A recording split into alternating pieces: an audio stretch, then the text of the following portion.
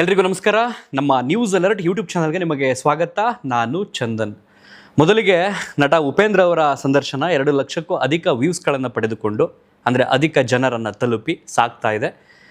ನೋಡಿ ಅಭಿಪ್ರಾಯ ತಿಳಿಸಿದಂತಹ ಸರ್ವರಿಗೂ ಅನಂತ ಧನ್ಯವಾದಗಳು. ಸೊ ಈಗ ಕೆಲವರು ಕೇಳಿದ್ರು, ನಿಮ್ಮ ಎಕ್ಸ್ಪೀರಿಯನ್ಸ್ ಹೇಗಿತ್ತು? ಉಪ್ಪಿ ಅವರನ್ನು ಇಂಟರ್ವ್ಯೂ ಮಾಡ್ಕೊಂಡು ಬಂದ ನಂತರ ಅಲ್ಲಿಗೆ ಹೋಗೋದಕ್ಕೂ ಮೊದಲು ಅದನ್ನು ಶೇರ್ ಮಾಡ್ಕೊಳ್ಳಿ. ನೀವು ಈ ಹಿಂದೆ ಸೆಲೆಬ್ರಿಟಿಗಳನ್ನು ಇಂಟರ್ವ್ಯೂ ಮಾಡಿದಾಗ ನಿಮ್ಮ ಅನುಭವವನ್ನು ಹಂಚ್ಕೊಳ್ತಾ ಇದ್ರಿ, ಅದೇ ರೀತಿ ಇದನ್ನು ಕೂಡ ಎಕ್ಸ್ಪ್ಲೇನ್ ಮಾಡಿ ನಿಮಗೇನು ಅನ್ನಿಸ್ತು ಅದನ್ನು ಅಂತ ಹೇಳಿದ್ದಾರೆ. ಅದನ್ನು ಹೇಳುವುದರ ಜೊತೆಗೆ ನನ್ನನ್ನು ಕೆಲವರು ದಡ್ಡ, ಪ್ರಜಾಕೀಯದ ಕಾನ್ಸೆಪ್ಟ್ ಏನು ತಿಳ್ಕೊಂಡಿಲ್ಲ, ಹಾಗೆ ಹೀಗೆ ಅಂತಲೂ ಕೂಡ ಕಮೆಂಟ್ಸಲ್ಲಿ ಹಾಕಿದರು. ನಾನು ಎವ್ರಿ ಕಮೆಂಟ್ ಅಬ್ಸರ್ವ್ ಮಾಡ್ತೀನಿ, ಪ್ರತಿಯೊಂದನ್ನು ಕೂಡ ನಾನು ಗೌರವಿಸ್ತೀನಿ, ಪ್ರತಿಯೊಂದರಲ್ಲೂ ಕೂಡ ನಾನು ಕಲಿಯುವಂಥದ್ದು ಇದ್ದೇ ಇರುತ್ತೆ. ಆ ಕಾರಣದಿಂದ ಪ್ರತಿಯೊಂದನ್ನು ಕೂಡ ಸಹೃದಯನಾಗಿ ಸ್ವೀಕರಿಸ್ತೀನಿ. ನೀವೇನು ಹಾಕಿದ್ರೂ ತಲೆ ಕೆಡಿಸ್ಕೊಳ್ಳಲ್ಲ, ಬದಲಿಗೆ ಅದರಲ್ಲಿ ಏನಾದ್ರು ಕಲ್ತ್ಕೊಳ್ಳೋವಂಥದ್ದು ಇದ್ದರೆ ಅಕ್ಸೆಪ್ಟ್ ಮಾಡ್ಕೊಳ್ತೀನಿ. ಕೆಲವರು ಹೇಳಿದ್ರು, ಮಧ್ಯ ಮಾತಾಡಬೇಡಪ್ಪ ಇಂಟರ್ವ್ಯೂ ಮಾಡಿದಾಗ ಅಂತ. ಡೆಫಿನೆಟ್ಲಿ ಅದನ್ನು ನಾನು ಕಲಿಬೇಕು, ಅದನ್ನು ನನ್ನ ಜೀವನದಲ್ಲಿ ನಾನು ಅಳವಡಿಸ್ಕೊಳ್ಬೇಕು, ಸ್ವಲ್ಪ ತಾಳ್ಮೆಯಿಂದ ವರ್ತಿಸ್ಬೇಕು. ಡೆಫಿನೆಟ್ಲಿ ಅದನ್ನು ನಾನು ಕಲಿತೀನಿ. ಸೊ ಈಗ ಸಮಾಧಾನ ಆಗಿರುತ್ತೆ ಅಂತ ಅಂದ್ಕೊಳ್ತೀನಿ ಕೆಲವರಿಗೆ. ಇನ್ನೂ ಕೆಲವರು ಸ್ವಲ್ಪ ಅವ್ರನ್ನ ಹೆಂಗೆ ಹೇಳೋದು, ಬಹುಶಃ ನಾನು ಅವ್ರನ್ನ ವಿದ್ಯಾವಂತರು ಅಂತಲೇ ತಗೊಳ್ತೀನಿ, ಅಥವಾ ನನ್ನ ಸಮಕಾಲೀನರು ಅಂತಲೇ ತಗೊಳ್ತೀನಿ. ಅವ್ರುಗಳು ಒಂದಷ್ಟು ಚಾಲೆಂಜ್ಗಳನ್ನು ಕೂಡ ಹಾಕಿದ್ದಾರೆ. ಅಂದರೆ ನೀನು ಉಪೇಂದ್ರ ಸರ್ ಹತ್ರ ಇಂಟರ್ವ್ಯೂ ಮಾಡಿದ್ದೆಲ್ಲ, ನೀನು ಆಗೋದೇ ಇಲ್ಲ ಅಂತ ಹೇಳಿದರೆ ಅದು ಹಾಗೆ ಆಗುತ್ತೆ, ಹಾಗೆ ಹೀಗೆ ಆ ಸವಾಲ್ಗಳು ಹಾಕಿದ್ದಾರೆ. ಸೀರಿಯಸ್ಲಿ ಖುಷಿ ಆಯಿತು. ನನ್ನ ಸಮಕಾಲೀನರು ಹಾಗೆ ಆಗುತ್ತೆ ಅನ್ನುವಂಥ ಒಂದು ಸವಾಲು ಹಾಕ್ತಿದ್ದಾರೆ ಅಂತಂದರೆ ಡೆಫಿನೆಟ್ಲಿ ಜನ ಮನಸ್ಸು ಮಾಡ್ತಿದ್ದಾರೆ. ಜನರಿಗೆ ಒಂಚೂರು ಬುಡಕ್ಕೆ ಬೆಂಕಿ ಬಿದ್ದರೆ ಸಾಕು ರೊಚ್ಚಿಗೆ ಹೇಳ್ತಾರೆ ಅನ್ನುವಂಥದ್ದು ಈ ಕಾನ್ಸೆಪ್ಟ್ ಮೂಲಕ ಹೊರ ಬಂದೈತಿ ಅಂತ ನನಗೆ ಗೊತ್ತು. ಆ್ಯಂಡ್ ಸಾಕಷ್ಟು ಇಂಟರ್ವ್ಯೂಗಳನ್ನು ನನ್ನ ಇಂಟರ್ವ್ಯೂ ಮಾಡ್ಕೊಂಡು ಬಂದ ಮೇಲೆ ನಾನು ಗಮನಿಸಿದೆ. ಅದರಲ್ಲಿ ಕಮೆಂಟ್ಸ್ಗಳನ್ನು ಕೂಡ ನಾನು ನೋಡ್ತಾ ಇದ್ದೆ. ಪಾಪ ಈ ಆ್ಯಂಕರ್ಗಳು ಉಪೇಂದ್ರ ಸರ್ನ ಇಂಟರ್ವ್ಯೂ ಮಾಡಬೇಕಾದ್ರೆ ಅವ್ರು ಏನಾದ್ರು ಪ್ರಶ್ನೆ ಕೇಳಿ ಸುಮ್ಮನೆ ಕೂತ್ಕೊಂಡು ಹಿಂಗೇನಾರು ಇದ್ರೆ, ಸಡೆ ಆ್ಯಂಕರ್ವನು, ಪೆದ್ದ ಆ್ಯಂಕರ್ವನು, ಇವ್ನಿಗೆ ಇಂಟರ್ವ್ಯೂ ಮಾಡೋಕ್ಕೆ ಬರಲ್ಲ ಅಂದರೆ ಅಲ್ಲಿಗೆ ಯಾಕೆ ಹೋಗಬೇಕಿತ್ತು, ಈ ರೀತಿ ಪ್ರಶ್ನೆಗಳನ್ನು ಕೂಡ ನಮ್ಮ ಜನನೇ ಹಾಕಿದ್ದಾರೆ. ನನ್ನ ಇಂಟರ್ವ್ಯೂವಲ್ಲಿ ಇವ್ನಿಗೆ ಆರೋಗ್ಯಂಟು, ಇವನು ದುರಾಂಕಾರ, ಅವನಿಗೆ ರೆಸ್ಪೆಕ್ಟ್ ಕೊಡ್ತಿಲ್ಲ ಇವನು, ಈ ರೀತಿ ಕಮೆಂಟ್ಸ್ಗಳನ್ನು ಕೂಡ ಹಾಕಿದ್ದಾರೆ. ಒಂದನ್ನು ದಯವಿಟ್ಟು ಅರ್ಥ ಮಾಡ್ಕೊಳ್ಳಿ, ದಯವಿಟ್ಟು ಅರ್ಥೈಸಿಕೊಳ್ಳಿ. ಒಂದು ಸಂದರ್ಶನ ಅಂತ ಬಂದರೆ ಸಹಜವಾಗಿ ಪ್ರಶ್ನೆಗೆ ಉತ್ತರ, ಅದಾದ ನಂತರ ಪ್ರಶ್ನೆ ಇರುತ್ತೆ. ಬಟ್ ಉಪ್ಪಿ ಸರ್ ಇಂಟರ್ವ್ಯೂನಲ್ಲಿ ಆಲ್ಮೋಸ್ಟ್ ನಾನು ಗಮನಿಸಿದಾಗೆ ಪ್ರಶ್ನೆಗೆ ಪ್ರಶ್ನೆ ಆಗ್ತಿದೆ, ಉತ್ತರ ಸಿಗ್ತಾ ಇಲ್ಲ ಅಲ್ಲಿ. ಹಾಗಾಗಿ ಏನಾಗುತ್ತೆ, ಪ್ರಾಪರಾಗಿ ರೆಡಿಯಾಗಿ ಹೋಗಿದ್ನಲ್ಲ ಒಂದಷ್ಟು ಕ್ವಶನ್ಸ್ಗಳ ಸಮೇತ, ಆ ಕ್ವಶನ್ಸ್ಗಳನ್ನ ನನ್ನ ಮೊಬೈಲಲ್ಲಿ ಇದ್ದವು ನಾನು ಆಚೆ ತೆಗಿಲಿಲ್ಲ. ಬದಲಿಗೆ ಮನಸ್ಸು ಬಿಚ್ಚಿ ಮಾತಾಡ್ತಾ ಹೋದೆ. ಒಬ್ಬ ಪ್ರಜೆ ಈ ರೀತಿ ನಿಮ್ಮನ್ನು ಕೇಳ್ತಾನೆ ಸರ್ ಅಂತ ಹೇಳ್ತಾ ಹೋದೆ. ಬಟ್ ನಿಮ್ಗೆ ಅದು ಆರೋಗ್ಯ ಅಂತ ಅನಿಸಿದೆ. ಅದು ನನ್ನ ಧ್ವನಿಯಲ್ಲ, ಒಬ್ಬ ಪ್ರಜೆಯ ಧ್ವನಿ. ಈ ಪ್ರಜಾಪ್ರಭುತ್ವದ ಒಬ್ಬ ಪ್ರಜೆ ನಿಮ್ಮನ್ನು ಈ ರೀತಿ ಕೇಳ್ತಾನೆ ಸರ್ ಅಂತ ನಾನು ಅದನ್ನು ಹೇಳ್ತಾ ಹೋಗಿದ್ದೀನಿ. ಬಟ್ ಅದು ಕೆಲವರಿಗೆ ಆರೋಗ್ಯಂಟ್ ಅಥವಾ ಅಹಂಕಾರ ಅಥವಾ ಅವನು ಈಗೋ ಈ ರೀತಿ ಅನಿಸಿದೆ. ಹಾಗೇನಾದರೂ ನಿಮಗೆ ಅನಿಸಿತ್ತು ಅಂತಂದರೆ ಈಗಲೂ ಕೂಡ ಅದಕ್ಕೆ ನಾನು ಕ್ಷಮೆ ಕೇಳ್ತೀನಿ. ಸೊ ಈಗ ವಿಚಾರಕ್ಕೆ ಬಂದುಬಿಡ್ತೀನಿ. ಒಂದಷ್ಟು ಪ್ರಶ್ನೆಗಳಿದೆ. ಯಾರ್ಯಾರು ಸವಾಲು ಹಾಕಿದಾರಲ್ಲ ವಿದ್ಯಾವಂತರು ಒಂದಷ್ಟು ಜನ, ನಿಮ್ಗೆ ಓಪನ್ ಸವಾಲು, ಅವಕ್ಕೆ ಉತ್ತರಗಳು ಕೊಡಿ. ಜೊತೆಗೆ ಹೇಗಾಗುತ್ತೆ ಅನ್ನೋಂಥದ್ದನ್ನು ನನಗೆ ವಿವರಿಸಿ ಕೊಡಿ. ನಾನು ಒಂದು ಸ್ಟೆಪ್ ಮುಂದಕ್ಕೆ ಹೋಗಿ ಆಳ ನೋಡಿ, ಆ ಬಾವಿಲಿ ಅದು ಸಿಹಿಯಾ ಅಥವಾ ಉಪ್ಪ, ಇದು ಕುಡಿಯಲು ಯೋಗ್ಯನಾ ಅಥವಾ ಕುಡಿಯೋಕ್ಕಾಗದೇ ಅಲ್ವಾ, ಈ ರೀತಿ ಅರ್ಥ ಮಾಡ್ಕೊಂಡು ಬಂದಿದ್ದೀನಿ. ಆ ಅನುಭವದಲ್ಲಿ ಪ್ರಾಪರಾಗಿ ಇಂಟರ್ವ್ಯೂನ ಮುಗಿಸ್ಕೊಂಡು ಬಂದಿದ್ದೀನಿ. 2022 ಏಪ್ರಿಲ್ ತಿಂಗಳಲ್ಲಿ ನಾನು ಉಪೇಂದ್ರ ಸರ್ಗೆ ಮೆಸೇಜ್ ಮಾಡ್ತೀನಿ ವಾಟ್ಸಪ್ಪಲ್ಲಿ, ಇನ್ನೂ ನಾನು ಎಲೆಕ್ಷನ್ಗೆ ಕಂಟೆಸ್ಟ್ ಮಾಡಿರಲ್ಲ, ದಯವಿಟ್ಟು ಅರ್ಥ ಮಾಡ್ಕೊಳ್ಳಿ ತಾಳ್ಮೆಯಿಂದ. ಸುಮ್ಮನೆ ಆ್ಯಂಕರ್ವನು ಪ್ರಿಪೇರ್ ಆಗದೆ ಹೋಗ್ಬಿಟ್ಟವನೇ, ಏನೇನೋ ಕ್ವಶನ್ ಕೇಳ್ಕೊಂಬಿಟ್ಟವನೇ, ಪೆದ್ದ. ಹೌದನಪ್ಪ, ನಾನು ದೊಡ್ಡ ಪೆದ್ದ. ನನ್ನಂಥ ದೊಡ್ಡ ಈ ಜಗತ್ತಲ್ಲೇ ಇಲ್ಲ. ಸೊ ಹಾಗಾಗಿ ನಾನು ದಡ್ಡನಾಗಿ ಮೌನ ಎಂತನದು ಪೆದ್ನಾಗಿ ಇದ್ಬಿಡ್ತೀನಿ ನನ್ನ ಕಣಪ್ಪ. ಸಮಾಜದಲ್ಲಿ ಗೊತ್ತು ಅನ್ನೋದಕ್ಕಿಂತ ಗೊತ್ತಿಲ್ಲ ಅನ್ನೋದಕ್ಕಿಂತ ಇದ್ದವರೇ ಶ್ರೇಷ್ಠರು, ಬೆಸ್ಟ್. 2022 ಏಪ್ರಿಲ್ ತಿಂಗಳಲ್ಲಿ ಏನಕ್ಕೆ ಮೆಸೇಜ್ ಮಾಡ್ತೀನಿ ಅಂತಂದರೆ, ಸರ್ ನಿಮ್ಮ ಆಲೋಚನೆಗಳ ಬಗ್ಗೆ ಜನ ಇಂಟರ್ವ್ಯೂ ಮಾಡಿ ಅಂತ ಕೇಳ್ತಿದ್ದಾರೆ. ಜೊತೆಗೆ ಆ ಆಲೋಚನೆಗಳನ್ನು ನಾನೂ ಕೂಡ ತಿಳ್ಕೊಂಡು ಎಲೆಕ್ಷನ್ ಕಂಟೆಸ್ಟ್ ಮಾಡಬೇಕು ಅಂದ್ಕೊಂಡಿದ್ದೀನಿ ಅಂತ ಅಂದ್ಬಿಟ್ಟು ಡೈರೆಕ್ಟ್ ಅವ್ರಿಗೆ ಮೆಸೇಜ್ ಮಾಡ್ತೀನಿ ವಾಟ್ಸಪ್ಪಲ್ಲಿ. ಅದಾದಮೇಲೆ ಅವರು ವಿವೇಕನ್ ಅವ್ರನ್ನ ಕಾಂಟ್ಯಾಕ್ಟ್ ಮಾಡಿ ಅಂತ ಅಂದ್ಬಿಟ್ಟು ನನಗೆ ವಾಟ್ಸಪ್ಪಲ್ಲಿ ಇನ್ನೂ ನಂಬರ್ ಕಳಿಸ್ತಾರೆ. ವಿವೇಕನ್ ಅವ್ರನ್ನ ಕಾಂಟ್ಯಾಕ್ಟ್ ಮಾಡ್ತೀನಿ. ಬಹುಶಃ ಅವ್ರ ಟೀಮ್ ಅವ್ರು ಇರ್ಬೇಕು, ವಿವೇಕ್ ಅನ್ನೋಂಥವ್ರು. ಆ ವಿವೇಕ್ ಅವ್ರು ಏನು ಮಾಡ್ತಾರೆ, ಉಪೇಂದ್ರ ಸರ್ ಟೀಮ್ದು ಒಂದು ಮೇಲ್ ಐ ಡಿ ಕಳಿಸಿ, ಅಫಿಷಿಯಲ್ ಮೇಲ್ ಐ ಡಿನ ಇದಕ್ಕೆ ಸಂಬಂಧಪಟ್ಟಂಗೆ ನೀವೇನು ಎಂಕ್ವೈರೀಸ್ ಇದೆ, ಏನು ಇಂಟರ್ವ್ಯೂ ಮಾಡಬೇಕು ಅಂದ್ಕೊಂಡಿದ್ರೆ ಅದನ್ನು ಮೇಲಲ್ಲಿ ಬರ್ದು ಕಳಿಸಿ ಅಂತ ಹೇಳ್ತಾರೆ. ಅದೇ ಏಪ್ರಿಲ್ ತಿಂಗಳಿಂದ ನಾನು ಒಂದು ವಾರದ ನಡುವೆ ನಡೆಯುವಂಥದ್ದು, ವಾಟ್ಸಪ್ಪಿಂದ ಮೇಲಿಗೆ ಬರುವಂಥದ್ದಕ್ಕೆ ಒಂದು ವಾರ ಆಗುತ್ತೆ ಮೇಲ್ ಐ ಡಿ ಕಳಿಸೋದಕ್ಕೆ ನನಗವರು. ನಾನು ಆ ಮೇಲ್ ಐ ಡಿಗೆ ನನ್ನ ಮೆಸೇಜ್ ಕಳಿಸೋದಕ್ಕೆ ಇಮಿಡಿಯೇಟ್ ಅವ್ರು ಯಾವಾಗ ಕಳಿಸ್ತಾರೆ ವಿದಿನ್ ಸೆಕೆಂಡ್ ಕಳಿಸ್ಬಿಡ್ತೀನಿ. ಯಾಕೆಂದರೆ ಜೋಶ್, ಆದಷ್ಟು ಬೇಗ ನಾನು ಉಪ್ಪಿ ಅವ್ರನ್ನ ಇಂಟರ್ವ್ಯೂ ಮಾಡಬೇಕು ಅಂತ ನನ್ನ ಹತ್ರ ಎಲ್ಲ ಪ್ರೂಫ್ ಇದೆ. ಸೊ ಹಾಗಾಗಿ ಮೇಲ್ ಮಾಡ್ತೀನಿ. ಮೇಲ್ ನನಗೆ ಒಂದು ವಾರ ಬಿಡ್ಕೊಂಡು ರಿಪ್ಲೈ ಬರುತ್ತೆ. ಅದಾದಮೇಲೆ ಖಂಡಿತ ನಿಮ್ಗೆ ಹೇಳ್ತೀವಿ, ಇಂಥದ್ದೊಂದು ದಿನ ಕಾಲ್ ಶೀಟ್ ಸಿಗುತ್ತೆ ನಿಮಗೆ, ಬಂದ ಹೊತ್ತು ಇಂಟರ್ವ್ಯೂ ಮಾಡ್ಬೋದು ಅಂತ ಟೀಮ್ ರೆಸ್ಪಾಂಡ್ ಮಾಡ್ತಾರೆ. ಅದಾದಮೇಲೆ ಯಾವ ಡೇಟ್ ಅಂತ ಕೇಳ್ತೀನಿ, ಇನ್ನೊಂದು 15 ದಿನದ ಒಳಗಡೆ ಅಂತ ಹೇಳ್ತಾರೆ. ಅದಾದಮೇಲೆ 15 ದಿನ ಅಲ್ಲ, ಇಲ್ಲಿವರೆಗೂ ಕೂಡ ನನಗೆ ಅವಕಾಶ ಸಿಗಲಿಲ್ಲ. ಆ ಗ್ಯಾಪಲ್ಲಿ ಒಂದ್ಸಲ ನಾನು ಸ್ವಲ್ಪ ಕೋಪದಲ್ಲೂ ಕೂಡ ಬೇಸರದಲ್ಲೂ ಕೂಡ ಮೆಸೇಜ್ ಮಾಡಿದ್ದುಂಟು. ಇಷ್ಟೊಂದು ಡಿಸಪಾಯಿಂಟ್ ಮಾಡ್ತೀರಾ ಒಂದು ಇಂಟರ್ವ್ಯೂಗೆ ನೀವು ಅಂತ. ಅದಾದ ನಂತರ ಮೊನ್ನೆ ಒಂದಷ್ಟು ಜನ ಇಂಟರ್ವ್ಯೂ ಮಾಡ್ಕೊಂಡು ಬಂದಲ್ಲ, ಅವ್ರ ಹತ್ರ ಉಪೇಂದ್ರ ಅವ್ರದ್ದು ನಮ್ಮ ಇಂಟರ್ವ್ಯೂ ಸಿಗುತ್ತೆ ಹಿಂಗೆ ಅಂತಂದಾಗ ಅವ್ರ ಪರ್ಸನಲ್ ಅಸಿಸ್ಟೆಂಟ್ ನಂಬರ್ ಕೊಡ್ತೀನಿ ಮಾತಾಡಿ ಅಂತಂದಾಗ ಅವ್ರ ಪರ್ಸನಲ್ ಅಸಿಸ್ಟೆಂಟ್ಗೆ ಕಾಲ್ ಮಾಡಿ ಈ ಥರ ಇಂಟರ್ವ್ಯೂ ಸಿಗುತ್ತಾ ಅಂತ ಕೇಳಿದಾಗ ಅವರು ಬನ್ನಿ ಇಂಥ ದಿನ ಅಂತ ಹೇಳಿದ್ರು. ಅರ್ಥ ಆಯ್ತಾ? 2022 ಪ್ಲಾನ್ ಮಾಡ್ಕೊಂಡು ಬಂದವನಿಗೆ 2026 ಇಂಟರ್ವ್ಯೂ ಸಿಕ್ಕೈತೆ ಅಂತಂದರೆ 4 ವರ್ಷದಲ್ಲಿ ಎಷ್ಟು ಕ್ವಶನ್ಸ್ ಕೇಳಬೇಕು, ಏನೇನು ಕೇಳಬೇಕು ಅಂತ ನನಗೆ ಗೊತ್ತಿಲ್ವಾ? ಹಂಗಾದ್ರೆ ಪ್ರಿಪೇರ್ ಆಗದೆ ಹೋಗಿರ್ತೀನ? ಪ್ರಿಪೇರ್ ಆಗೇ ಹೋಗಿದ್ದೆ. ಒಂದಿಷ್ಟು ಕ್ವಶನ್ಸ್ಗಳಿದ್ದಾವೆ, ಅದೆಲ್ಲ ಹೇಳ್ತವ್ರೆ ನಿಮಗೆ ಅನ್ಸುತ್ತೆ ಇವನೇ ದೊಡ್ಡ ತಿಕ್ಲ ಕಣಪ್ಪ, ಅದೆಲ್ಲರಿಗೂ ಹಿಡ್ಕೊಂಡ್ ಬಂದೇ ಕ್ವಶನ್ಸ್ಗಳನ್ನ ಅಂತ ಅನ್ಸ್ಬಿಡುತ್ತೆ ನಿಮಗೆ. ಪ್ರಾಕ್ಟಿಕಲ್ ಆಗಿದೆ ರೀ, ವಾಸ್ತವವಾಗಿದೆ. ಅದಕ್ಕೆ ಆನ್ಸರ್ ನೀವು ಮಾಡ್ತೀರಾ? ಚಾನ್ಸೇ ಇಲ್ಲ. ಬೇಕಾದ್ರೆ ನನ್ನನ್ನು ಬೈರಿ ಅಂದರೆ ಬೇಕಾದ್ರೆ ಕಮೆಂಟ್ಸಲ್ಲಿ ಬೈದ್ಬಿಟ್ಟು ಹೊಡೋಗ್ಬಿಡ್ತೀರಿ, ಅದಕ್ಕೆ ಆನ್ಸರ್ ಮಾಡೋದಕ್ಕೆ ಆಗಲ್ಲ. ಸೊ ಈಗ ವಾಸ್ತವಕ್ಕೆ ಬರ್ತೀನಿ. ಈಗ ಪ್ರಶ್ನೆಗೆ ಪ್ರಶ್ನೆ ಹೋಗಿ ಉತ್ತರ ಸಿಗದೆ ಮನಸ್ಸು ಬಿಚ್ಚಿ ಮಾತಾಡಿದ್ದು ಅರಳಿ ಕಟ್ಟೆ ಕುತ್ಕೊಂಡ್ತಾರೆ ಮಾತಾಡ್ತಾರಲ್ಲ, ಆ ಥರ ಮಾತಾಡಿದ್ದಕ್ಕೆ ಕೆಲವ್ರಿಗೆ ಇಷ್ಟ ಆಗೈತೆ, ಹಲವ್ರಿಗೆ ಇಷ್ಟ ಆಗೈತೆ, ಗೊತ್ತಿಲ್ಲ ನನಗದು. ಪ್ರಶ್ನೆಗಳು ಅಲ್ಲೇ ಉಳ್ಕೊಬಿಡ್ತು. ನಾನು ಲಾಸ್ಟಲ್ಲಿ ಹೇಳಿದ್ದೀನಿ, ಅಬ್ಸರ್ವ್ ಮಾಡಿಲ್ವ ನೀವು? ನಾನು ತಂದಿದ್ದ ಪ್ರಶ್ನೆಗಳನ್ನ ಒಂದನ್ನೂ ಕೇಳಿಲ್ಲ. ಸೊ ಹಾಗಾಗಿ ಹಿಂಗೆ ಮುಗಿಸ್ತಾ ಇದೀವಿ ಇದನ್ನು. ಮತ್ತು ಅಲ್ಲಿ ಟೀಮ್ ಅವರು ಆಲ್ರೆಡಿ ನನ್ನಿಂದ ಇನ್ನೊಬ್ಬರು ಇಂಟರ್ವ್ಯೂ ವೆಯ್ಟ್ ಮಾಡ್ತಾ ಇದ್ರು, ಇನ್ನೊಂದು ಚಾನಲ್ ಅವರು. ಸರ್ ಬೇಗ ಅಂದಿದ್ದಕ್ಕೆ 50 ನಿಮಿಷ ಮುಗಿಸ್ಬಿಟ್ಟು ಬಂದಿದ್ದು. ನಾನು ಇದನ್ನು ಮುಗಿಸಿ ಅದಾದ ನಂತರ ಮೊಬೈಲಲ್ಲಿರುವಂಥ ಕ್ವಶನ್ಸ್ಗಳಿಗೆ ರಿಯಾಲಿಟಿಗೆ ಹೋಗೋಣ ಅಂತ ಅನ್ಕೊಂಡು ವೆಯ್ಟ್ ಮಾಡ್ತಿದ್ದೆ. ಬಟ್ ಆಗಲಿಲ್ಲ, ಅದು ಡಿಸಪಾಯಿಂಟೆಡ್. ಆದ್ರೂ ಆ ಪ್ರಶ್ನೆಗಳನ್ನ ಒಂದೊಂದಾಗಿ ನಿಮ್ಮ ಮುಂದೆ ಇಡ್ತಾ ಹೋಗ್ತೀನಿ. ಅದು ಹೆಂಗೆ ಉತ್ತರಿಸ್ತೀರಿ ತಾಕತ್ ಅಂತ ನಾನು ಟೈಟ್ಲ್ ಹಾಕಿದ್ದೀನಲ್ಲ ತಮ್ಮನೇಲಲ್ಲಿ, ಅಫ್ಕೋರ್ಸ್ ನಾನು ಅದನ್ನು ಸ್ವೀಕರಿಸ್ತಾ ಇದ್ದೀನಿ, ಅದನ್ನು ಪ್ರೌಡಾಗಿ ಹೇಳ್ಕೊಳ್ತಾ ಇದ್ದೀನಿ. ನೀವು ಅದು ಹೆಂಗೆ ಉತ್ತರಿಸ್ತೀರಿ ಅಂತ ನಾನು ವೆಯ್ಟ್ ಮಾಡ್ತೀನಿ. ಡೀಟೇಲಾಗಿ ಬಂದ್ಬಿಡೋಣ, ನಮ್ಮ ಪ್ರಜಾಪ್ರಭುತ್ವ ವ್ಯವಸ್ಥೆ ಬಗ್ಗೆ ಡೀಟೇಲಾಗಿ ಬಂದ್ಬಿಡ್ತೀನಿ. ಅದಾದಮೇಲೆ ರಾಜಕೀಯ, ಪ್ರಜಾಕೀಯ, ಉಪ್ಪಿ ಸರ್ ಹೇಳ್ತಿರ್ತಕ್ಕಂಥ ಆ ಕಾನ್ಸೆಪ್ಟ್, ಪ್ರಜಾಕೀಯದಲ್ಲಿರ್ತಕ್ಕಂಥ ಧ್ಯೇಯೋದ್ದೇಶಗಳು, ಆ ಪ್ರಣಾಳಿಕೆಗಳು ಎಲ್ಲವನ್ನೂ ಕೂಡ ನಿಮಗೆ ವಿವರವಾಗಿ ಹೇಳ್ತಾ ಹೋಗ್ತೀನಿ. ಅದಾದಮೇಲೆ ಸರಿ ಯಾವುದು ತಪ್ಪು ಯಾವುದು ನಿಮ್ಮ ಅಂಗಳಕ್ಕೆ ಬಿಡ್ತೀನಿ ಚೆಂಡನ್ನ, ಅದನ್ನು ಒದಿತೀರಾ ಎತ್ಕೊಳ್ತೀರಾ ನಿಮಗೆ ಬಿಟ್ಟಿದ್ದು. ಸೊ ಹೊಸಬ್ರು ಫಸ್ಟ್ ಟೈಮ್ ಒಂದು ನಮ್ಮ ಚಾನಲ್ಗೆ ಭೇಟಿ ಕೊಟ್ಟು ಈ ಒಂದು ವಿಡಿಯೋನ ನೋಡೋದಕ್ಕೆ ಬಂದಿದ್ರೆ ಸಬ್ಸ್ಕ್ರೈಬ್ ಮಾಡ್ಕೊಳ್ಳಿ, ಪಕ್ಕದಲ್ಲಿರ್ತಕ್ಕಂಥ ಬೆಲ್ ಐಕಾನನ್ನು ಕ್ಲಿಕ್ ಮಾಡಿ, ಮುಂದಿನ ವಿಡಿಯೋ ನೋಟಿಫಿಕೇಶನ್ ನಿಮಗೆ ಬೇಗ ಬಂದು ತಲುಪುತ್ತೆ. ಶುರು ಮಾಡೋಣ ವಿಡಿಯೋನ. ಓಕೆ, ನಮ್ಮದು ವಿಶ್ವದಲ್ಲೇ ಅತ್ಯಂತ ದೊಡ್ಡ ದೇಶ, ಜನಸಂಖ್ಯೆಯಲ್ಲಿ ಪ್ರಜಾಪ್ರಭುತ್ವದಲ್ಲಿ ಅತಿ ದೊಡ್ಡ ದೇಶ ನಮ್ಮದು ಭಾರತ. ಮೋರ್ ದೆನ್ 146 ಕೋಟಿ ಮೇಲೆ ನಾವು ಪಾಪ್ಯುಲೇಷನ್ ಇದ್ವಿ. 146 ಕೋಟಿಗೂ ಅಧಿಕ ಜನಸಂಖ್ಯೆ ನಾವಿದ್ದೀವಿ. ಚೀನಾನ ಬೀಟ್ ಮಾಡಿದಂಥ ಗ್ರೇಟ್ ಕೀರ್ತಿ ನಮಗೆ ಸಿಗುತ್ತೆ. ಒಂದಷ್ಟು ಡೇಟಾ ಬರೆದಿದ್ದೀನಿ, ಸೊ ಬಾಯಲ್ಲಿ ಹೇಳೋದಕ್ಕಾಗಲ್ಲ ಅಂಕಿ ಅಂಶಗಳನ್ನ. ಸೊ ನಿಮಗೆ ಅದು ಗ್ರಾಫಿಕ್ಸಲ್ಲಿ ಪ್ಲೇ ಆಗ್ತಾ ಇರುತ್ತೆ, ನೀಟಾಗಿ ನೋಡ್ಕೊಳ್ತಾರೆ. 2025 ಡೇಟಾ ಪ್ರಕಾರ 146 ಕೋಟಿ ಭಾರತದ ಜನಸಂಖ್ಯೆ ಇದೆ. 81% ಸಾಕ್ಷರತೆ ಇದೆ. 81% ಸಾಕ್ಷರತಾ ಪ್ರಮಾಣ ಇದೆ. ಅಂದರೆ 118 ಕೋಟಿ ಜನ ಸಾಕ್ಷರರಿದ್ದಾರೆ ನಮ್ಮಲ್ಲಿ, ವಿದ್ಯಾವಂತರು. ಅದರಲ್ಲಿ ವಿದ್ಯಾವಂತರು ಸಾಕ್ಷರತೆಗೂ ಡಿಫ್ರೆನ್ಸ್ ಇದೆ. ಸಾಕ್ಷರತೆ ಅಂತ ಬಂದರೆ ಓದಲು ಬರೆಯಲು ಬರುವವರು ಸಾಕ್ಷರತೆ. ಅದು ವಿದ್ಯಾವಂತರು ಅಂತ ಬಂತು ಅಂತಂದರೆ 10th ಪಾಸ್ ಮಾಡಿಕೊಂಡು, PU ಪಾಸ್ ಮಾಡಿಕೊಂಡು, ಡಿಗ್ರಿ ಹೋಲ್ಡರ್ಸು, ಅದಾದಮೇಲೆ ಉನ್ನತ ವಿದ್ಯಾಭ್ಯಾಸ ಮಾಡಿದಂಥವ್ರು, ಇವರು ವಿದ್ಯಾವಂತರು ಅಂತ ಹೇಳ್ತೀವಿ. ಓವರಾಲ್ ಆಗಿ ನಾವು ಇಲ್ಲಿ ವಿದ್ಯಾವಂತರು ಹಾಗೆಯೇ ಸಾಕ್ಷರತೆ ಎರಡನ್ನೂ ಮೆನ್ಷನ್ ಮಾಡಿ 81% ಇದೆ ನಮ್ಮ ದೇಶದಲ್ಲಿ, 118 ಕೋಟಿ ಜನ. ಇನ್ನು ಅನಕ್ಷರಸ್ಥರು ಅಂದರೆ ಅವ್ರಿಗೆ ವಿದ್ಯಾಭ್ಯಾಸವೇ ಇಲ್ಲ, ಓದಕ್ಕೂ ಬರಲ್ಲ ಬರೆಯೋದಕ್ಕೂ ಬರಲ್ಲ ಅಂಥವ್ರು 19% ಜನ ಇದ್ದೀವಿ. 28 ಕೋಟಿ ಜನ ನಮ್ಮ ದೇಶದಲ್ಲಿ ಇರ್ತಕ್ಕಂಥವ್ರು. ದೇಶದಲ್ಲಿ ಯಾಕೆ ಹೇಳಿದೆ ಅಂತಂದ್ರೆ ನಮ್ಮ ಕರ್ನಾಟಕ ಎಷ್ಟನೇ ಪ್ಲೇಸಲ್ಲಿ ಐತೆ ಅಂತ ನಿಮ್ಗೆ ಗೊತ್ತಾಗಬೇಕಲ್ಲ, ಅದಕ್ಕೆ ಫಸ್ಟ್ ದೇಶದ ಹೇಳಿದ್ದು. ನಂಬರ್ 1 ಅಂತ ಬಂದರೆ ಇದರಲ್ಲಿ ಮಿಜೋರಾಂ ಇದೆ. ಮಿಜೋರಾಂ ಸ್ಟೇಟು 98.2% ಪಡ್ಕೊಂಡು ನಂಬರ್ 1ಅಲ್ಲಿದೆ ಸಾಕ್ಷರತಾ ಪ್ರಮಾಣದಲ್ಲಿ. ನಂಬರ್ 10 ಅಂತ ಬಂದರೆ ಇದರಲ್ಲಿ ತುಂಬ ಇದೆ, ಬಟ್ ಅದರಲ್ಲಿ ನಿಮಗೆ ಹೈಲೈಟ್ ಮಾತ್ರ ಹೇಳ್ತೀನಿ. ಮಣಿಪುರ ಇದೆ, ಅಲ್ಲೇ ಅಕ್ಕಪಕ್ಕದ್ದು, 92% ಇದೆ ಸಾಕ್ಷರತಾ ಪ್ರಮಾಣ, ಟಾಪ್ 10ಅಲ್ಲಿ. ಹಾಗಾದ್ರೆ ಕರ್ನಾಟಕ ಎಲ್ಲಿದೆ? ಟಾಪ್ 11ಅಲ್ಲಿದೆ ಕರ್ನಾಟಕ. ಎಷ್ಟು ಪರ್ಸೆಂಟ್ ಇದೆ? 82.7% ಸಾಕ್ಷರತೆ ಇದೆ ಕರ್ನಾಟಕದ್ದು. ಇನ್ನು 18% ಜನ ಅನಕ್ಷರಸ್ಥರಿದ್ದಾರೆ ಇಲ್ಲಿ. ಇನ್ನು ನಮ್ಮ ಪಕ್ಕದ ಸ್ಟೇಟು ಕೇರಳ ಇದೆಯಲ್ಲ, ನಂಬರ್ 4 ಐತೆ, 95.3% ಸಾಕ್ಷರತೆಯನ್ನು ಪಡ್ಕೊಂಡು. ಲಾಸ್ಟ್ ಬಂದು ಬಿಹಾರ ಬಿಡಿ, ಆ ಕಡೆ UP ಬಿಹಾರ ಇವೆಲ್ಲ ಸಾಕ್ಷರತೆ ಸ್ವಲ್ಪ ಕಡಿಮೆ ಇಲ್ಲಿ. ಆಲ್ರೆಡಿ ಹೇಳಿದೆ ನಾನು ನಿಮಗೆ, ಸಾಕ್ಷರತೆಗೂ ವಿದ್ಯಾವಂತಿಗೂ ಡಿಫ್ರೆನ್ಸ್ ಏನು ಅನ್ನೋಂಥದ್ದನ್ನು. ಇವರು ಓದಲು ಬರೆಯಲು ಬರುತ್ತೆ, ಇವರಿಗೆ ವಿದ್ಯಾವಂತರು, ತಿಳ್ಕೊಂಡವರು, ವಿಚಾರವಂತರು, ಪ್ರಜ್ಞಾವಂತರು, ಏನು ಮಾಡಬಹುದು ಏನಾದರೂ ಏನಾಗುತ್ತೆ ಅನ್ನೋಂಥ ಲೆಕ್ಕಾಚಾರ ಇವ್ರಿಗಿರುತ್ತೆ. ಬಟ್ ಇಲ್ಲಿ ಸಾಕ್ಷರತೆ ಇದ್ರಲ್ಲ, ಅವ್ರಿಗೂ ಕೂಡ ಈ ಬಡ್ಡಿ ದುಡ್ಡಿನ ವ್ಯವಹಾರ, ಊರಲ್ಲಿ ಏನು ಕೊಟ್ಟರೆ ಏನು ಬರುತ್ತೆ ಅದೆಲ್ಲ ಲೆಕ್ಕಾಚಾರ ಅವ್ರಿಗೂ ಇರುತ್ತೆ.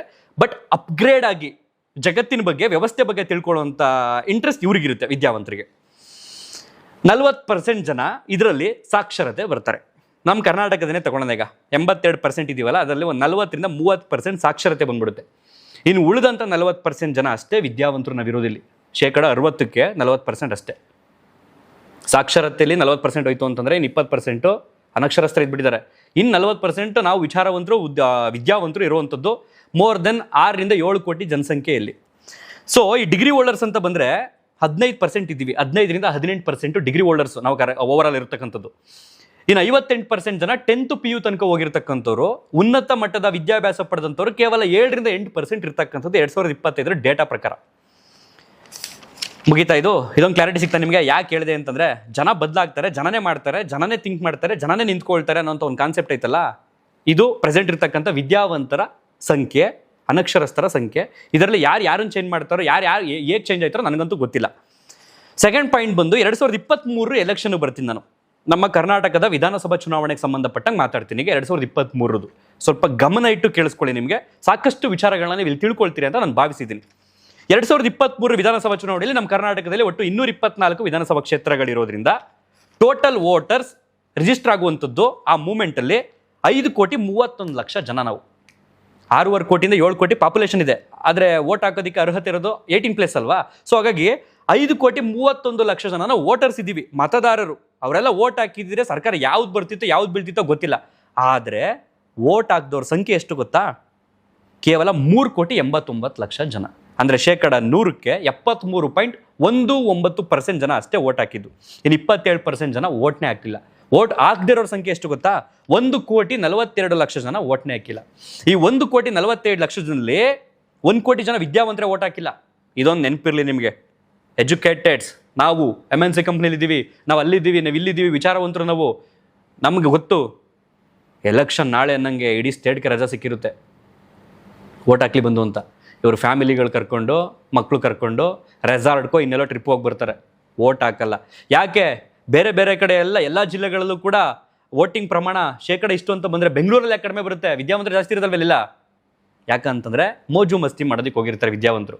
ಈ ವಿದ್ಯಾವಂತರು ಮನಸ್ಸು ಮಾಡಿದ್ರೆ ಪ್ರಜಾಕಿಯನ್ನು ಖಂಡಿತ ತರ್ಬೋದು. ಆದರೆ ವಿದ್ಯಾವಂತರು ವೋಟ್ ಹಾಕೋ ಟೈಮಲ್ಲೇ ಇರಲ್ವಲ್ಲ. ಇದು ವಾಸ್ತವ. ಇದಕ್ಕೆ ಉತ್ತರ ಕೊಡ್ರಪ್ಪ ಕೆಲವರು. ನನ್ನೊಂದು ದಡ್ಡ ಅಂದವರು ಇದಕ್ಕೆ ಉತ್ತರ ಕೊಡಿ ಸಾಕು.